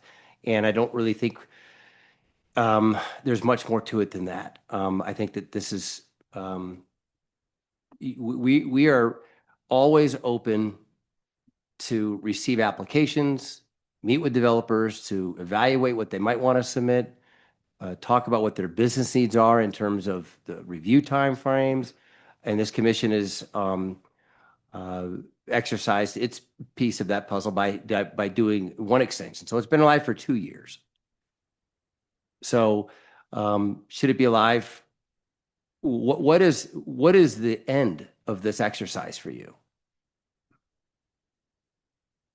When somebody tells you that they're done, or when you decided as a community that it's not in our interest to have these permits hanging out there? So that's why there's expiration dates. So I think it's important to have some indication of what progress means. I don't yet know what that means. We've had one specific example, but I think that's just helpful for the whole community to understand. Yeah, noted. I guess I'd argue they are here asking for another extension. That is meaningful, because we've definitely had people just walk away and not show up again, and just let them go, which, that's pretty obvious what they want at that point. I think this is the opposite of that. I think we're having a hard time seeing like the work behind the scenes. It's hard for us to see that. I don't know. Sounds like some stuff came forward to you guys. I don't know if you guys submitted any of the 195-page stuff to the city. We received Yeah, this. we submitted that. And I said, like I said, since the last time we saw you guys in July, $800,000, which is a significant amount of money, has been spent on design, engineering, consulting to continue the feasibility of this project and make it come to fruition. So yeah, I mean, there is, from our perspective, right, that is a diligently pursuing, spending close to $1 million to get us to this point. And the last thing we'd ever want to see is for this thing to expire and not have the ability to continue to build this project. Mr. Chair. Mr. Brenner. I think actually under the economic conditions of the country right now, I can really appreciate the need to be very, very due diligent on what you do. There's no question about that. And I don't have a problem with giving another year's extension to it, but I think we ought to make very clear that after a year, the next extension, there either needs to be a building permit in place or a new CUP going forward. Something to show that there is real movement in place. Yeah, I think I remember in the past we said if there was like groundwork done on other CUPs, that was enough to say, hey, that was, and that's where I'm kind of drawing the difference here of the stuff that they're doing as they're stating. It's hard for me to I'm not seeing, if I drive by there, I'm not going to see that, right? Except that it's closed. And some of these other projects, they've done some groundwork, and that's pretty easy to see. And it's like, the investment's actually in the ground. So I would agree. I'd probably want some kind of condition that was, see some groundwork being done. I think that is undeniable at that point. The public can see it. It's defensible for us, for me personally. I'm in favor of extending it, but yeah, I think pass the message along. I mean, I think everybody said it. We want to see it happening. I mean, we did approve it. Although not, maybe was it all of us? Yeah, we were all there. So how do we do that? Is there a specific So way to? again, you have options to deny it, approve it with conditions. So if you're gonna put a stipulation on there, you need to articulate amongst yourselves what that is and then vote on it. It, keep in mind that any extension request is acted upon at the time. It'd be hard to predicate a future action, like a future extension, because that's the future, right? So I think you have to deal with what's here and now, and then you evaluate if there happened to be a fourth extension, then it would be evaluated at the time with the facts on the ground at the time. It'd be hard to say now that we're not going to give another extension then if you don't do something. I think what you need to do is establish what's on your mind. I would encourage you to think about what's on your mind now. Is there a measurable something you want to see achieved? It sounds like you're interested in providing a modicum of flexibility, but you also want to have a little bit of demonstrable skin in the game that you can demonstrate to the community. I think that's what I'm hearing, but that's for you guys to articulate. So I'd like to, oh, okay, if there's more discussion, but. Commissioner Torpy. No, I was just going to say, I'd like to make a motion, which would then give each of you a chance to air your thoughts on what I said earlier and on the subject of paying the plan check fee before it expires. So my motion is, informally, and to get your thoughts on this thing, would be to apply one condition to the extension. Commissioner Torpy, if you're going to make a motion, just make the motion and you are accurate that everybody would get an opportunity. Oh, okay.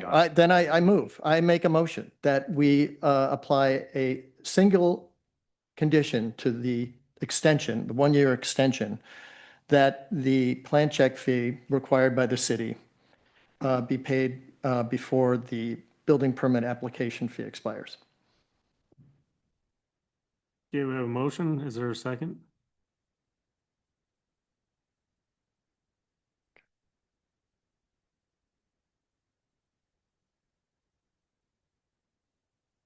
The motion will die for lack of a second. Right. Okay, motion is dead.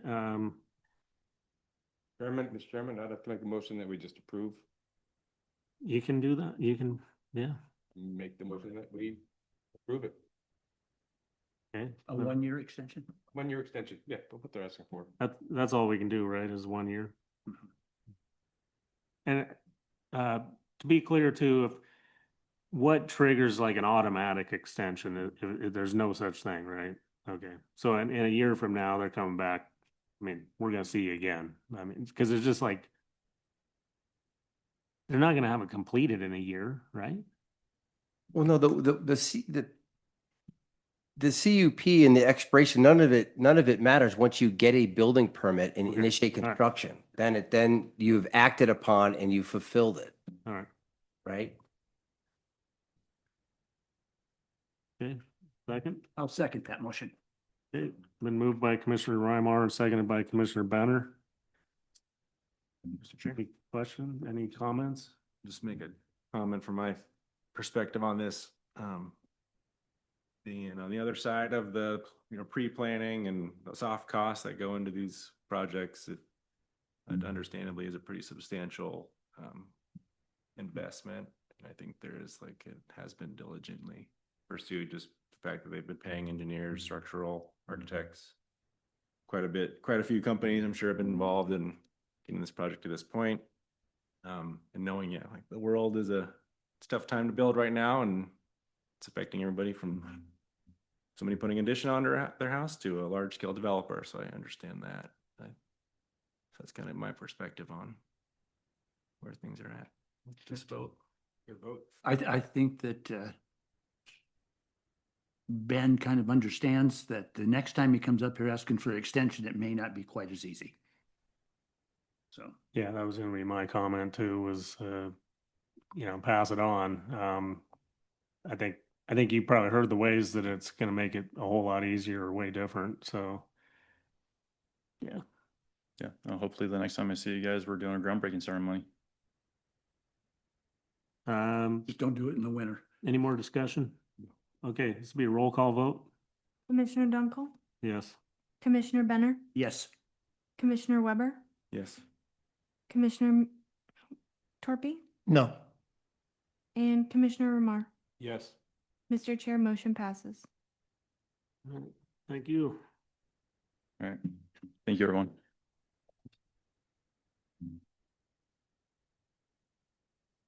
Okay, we have no old or new business, and any general matters that staff would like to bring to our attention of the commission at this time?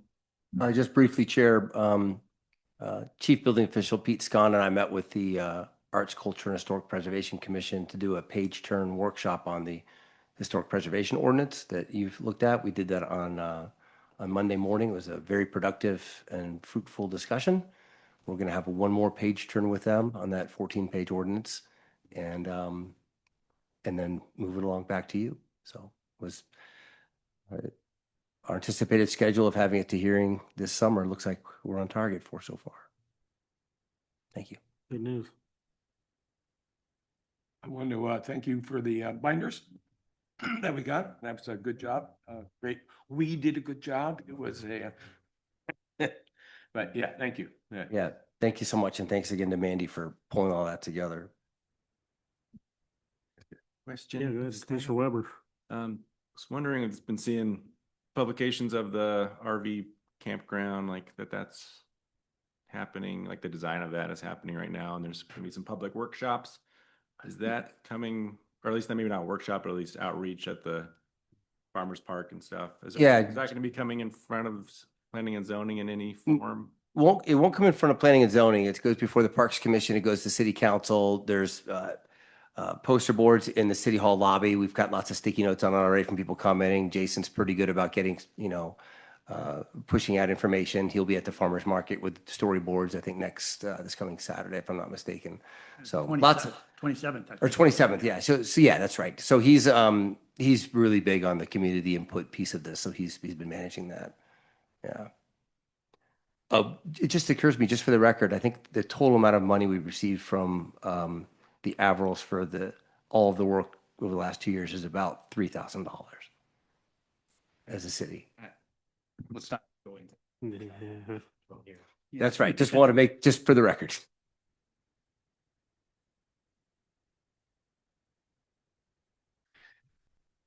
Okay, no more discussion on that. So you were speaking in reference to the city beach stuff. There's the two alternate plans. There's been from my perspective, the feedback's been kind of typical, kind of like the last several years of feedback. It seems like since I've been on the commission, the public statements have been really, really negative. So I think it's me. So. Although I had nothing to do with it. So, yeah, any more discussion from commissioners? Okay, with no further business for the commission, we'll adjourn at 7:56. Thank you, guys.